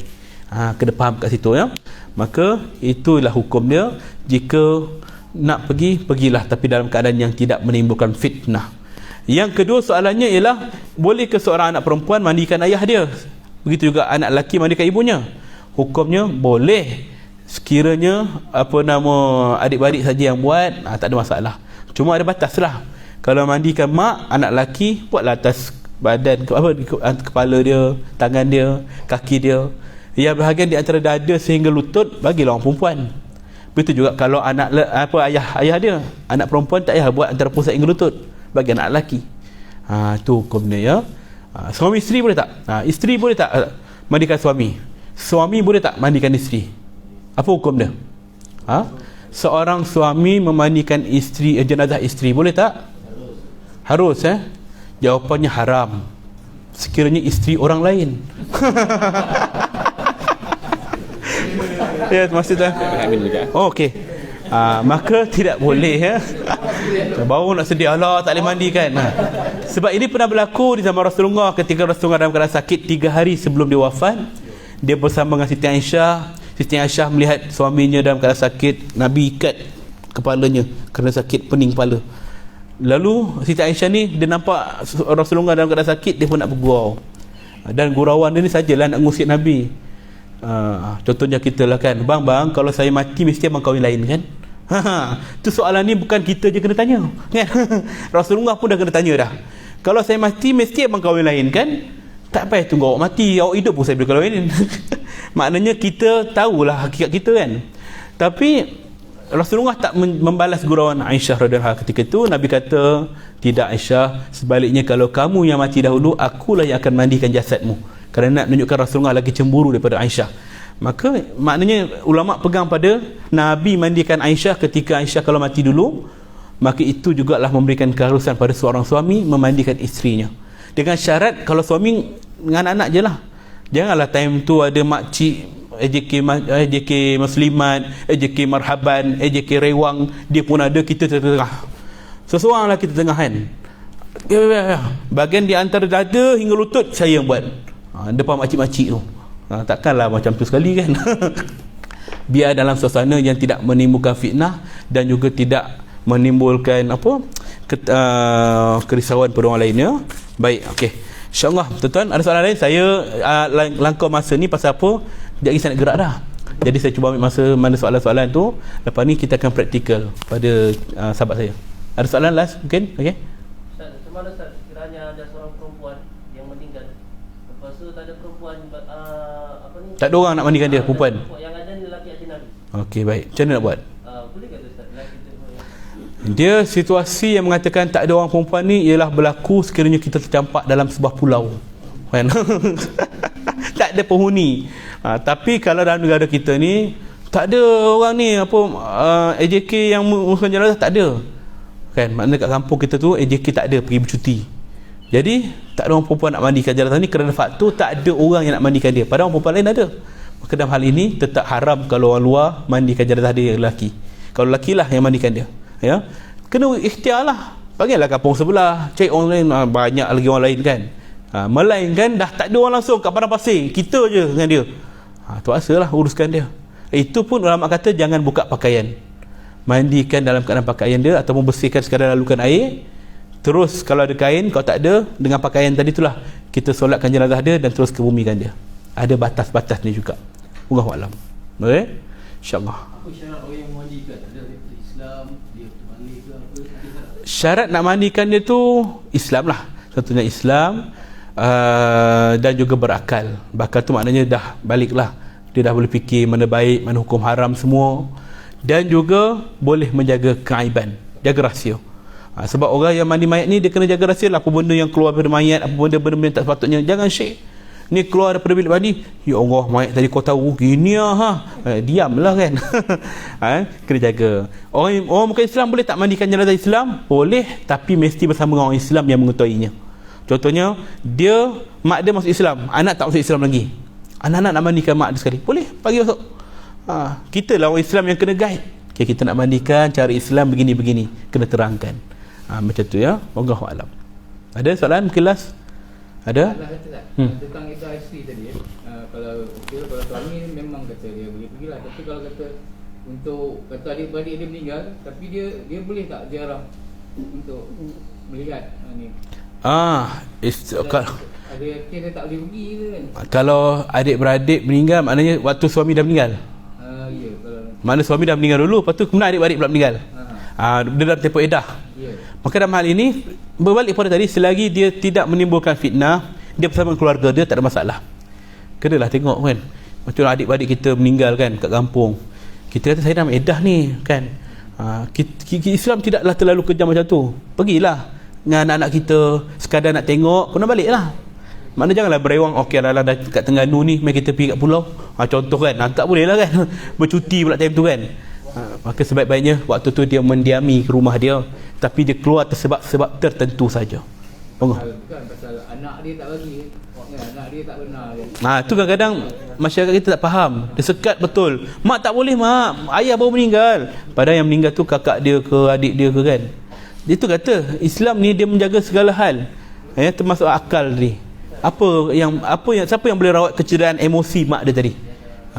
Okey, mungkin akan berlaku mudarat lain, dendam, perasaan tak puas hati, sedih, anak dia berjadi anak dahaka kerana menyekat, kerana mak dia sedih kan. Jadi benda tu kena jaga semua faktor. Ya, Allahu a'lam. Ya. Saya tertanya, kalau mayat ni kepercayaan tak tahu adat ke apa kan, dikait dengan badi mayat. Badi mayat. Jadi ada ke cara atau kita nak tahu nak mengelakkan badi mayat? Badi mayat ataupun ada tanda-tanda kita ni terkena badi mayat. Okey, baik. Badi mayat ni dia ada dua faktor.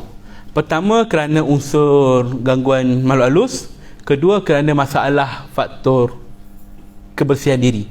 Sebab tu Nabi kata lepas kita ziarah jenazah disunatkan kita balik mandi, bersihkan diri. Kan? sama ada kita uruskan ke, kita ziarah saja ke, balik mandi, bersihkan diri. Sebab apa kita tak tahu, entah penyakit apa yang meninggal, kuman ke apa datang pada kita, mungkin pada kita tak kena, kita balik peluk anak kita yang kecil, sistem imun dia tak kuat, pada dia pula kena, dia demam dan sebagainya. Maka kita katakan, ini awak alih, kan dah kena badi mayat. Bukan badi mayat, ni kerana kuman, faktor kebersihan dan sebagainya. Pertamalah, maknanya antara faktornya lah kita kena bersihkan diri dulu sebelum kita buat hal lain. Yang kedua, sekiranya gangguan makhluk halus tu pun ya juga, kadang kita lemah semangat, takut, tak berani tengok jenazah, dan kita ruqyah diri kita dulu. Bacalah Al-Fatihah, surah Al-Baqarah ayat 1 hingga 5, 3 kul, ayat kursi, pagar diri kita. Kemudian kita tengok jenazah, balik kita membaca juga ayat-ayat Quran. Itu pendinding diri kita, ya. Dan antara tips yang saya boleh bagi, kalau kita tak biasa tengok jenazah, jiran kita meninggal, kita pun takut kan. Kalau keluarga meninggal, kita tak takut. Tapi kalau orang lain meninggal, kita jadi takut kan. Jadi caranya ialah jangan tengok muka dia terus. Ni tips lah. Datang tengok muka terus. Mana? Tengok. Kan. Tergamam gitu. Kadang-kadang Allah Ta'ala tu nak tunjukkan keadaan mayat tu, dia akan tunjuk sekali mas. Kenapa dia terjeli? Orang lain tak nampak, kita je nampak. Ada. Jadi caranya ialah tengok daripada kaki, lutut sampailah dada dia. Tarik nafas, selawat, bismillahirrahmanirrahim, Muhammad, buka kain dia. InsyaAllah kita akan lebih bersedia melihat keadaan mayat. Ya, kalau berlaku benda-benda yang tak sepatutnya, diam je lah. Mungkin Allah Ta'ala nak bagi kita tanda supaya pengajaran pada kita. Wallahu a'lam. Okey, insyaAllah saya kira itulah yang dapat saya sampaikan pada pagi ini. Dan jika tuan-tuan mungkin ada soalan kemudian, mungkin pada sahabat saya, jika tak dapat jawab ke apa ke, tuan-tuan boleh berhubung dengan saya melalui beberapa medium, antaranya Instagram ataupun Facebook. Cari saja Ustaz Undertaker, keluarlah orang ni. Ya, WhatsApp je atau mesej kat situ dekat itu, insya-Allah kalau kesempatan saya akan jawab. Ya. Okey, sekadar itu kita boleh berehat dulu sebelum kita masuk pada bahagian praktikal. Saya minta maaf segala kekurangan, keterlanjuran kata-kata dah masih ambil. Insya-Allah topik seterusnya akan di-cover oleh sahabat saya, Cikgu Ikhwan. Dia merupakan penolong kanan HAM SK Selayang Jaya. Betul dia terpaksa ponting hari ni Tapi ponting. Memang cuti hari ni lupa. InsyaAllah ya tuan-tuan. Assalamualaikum warahmatullahi wabarakatuh.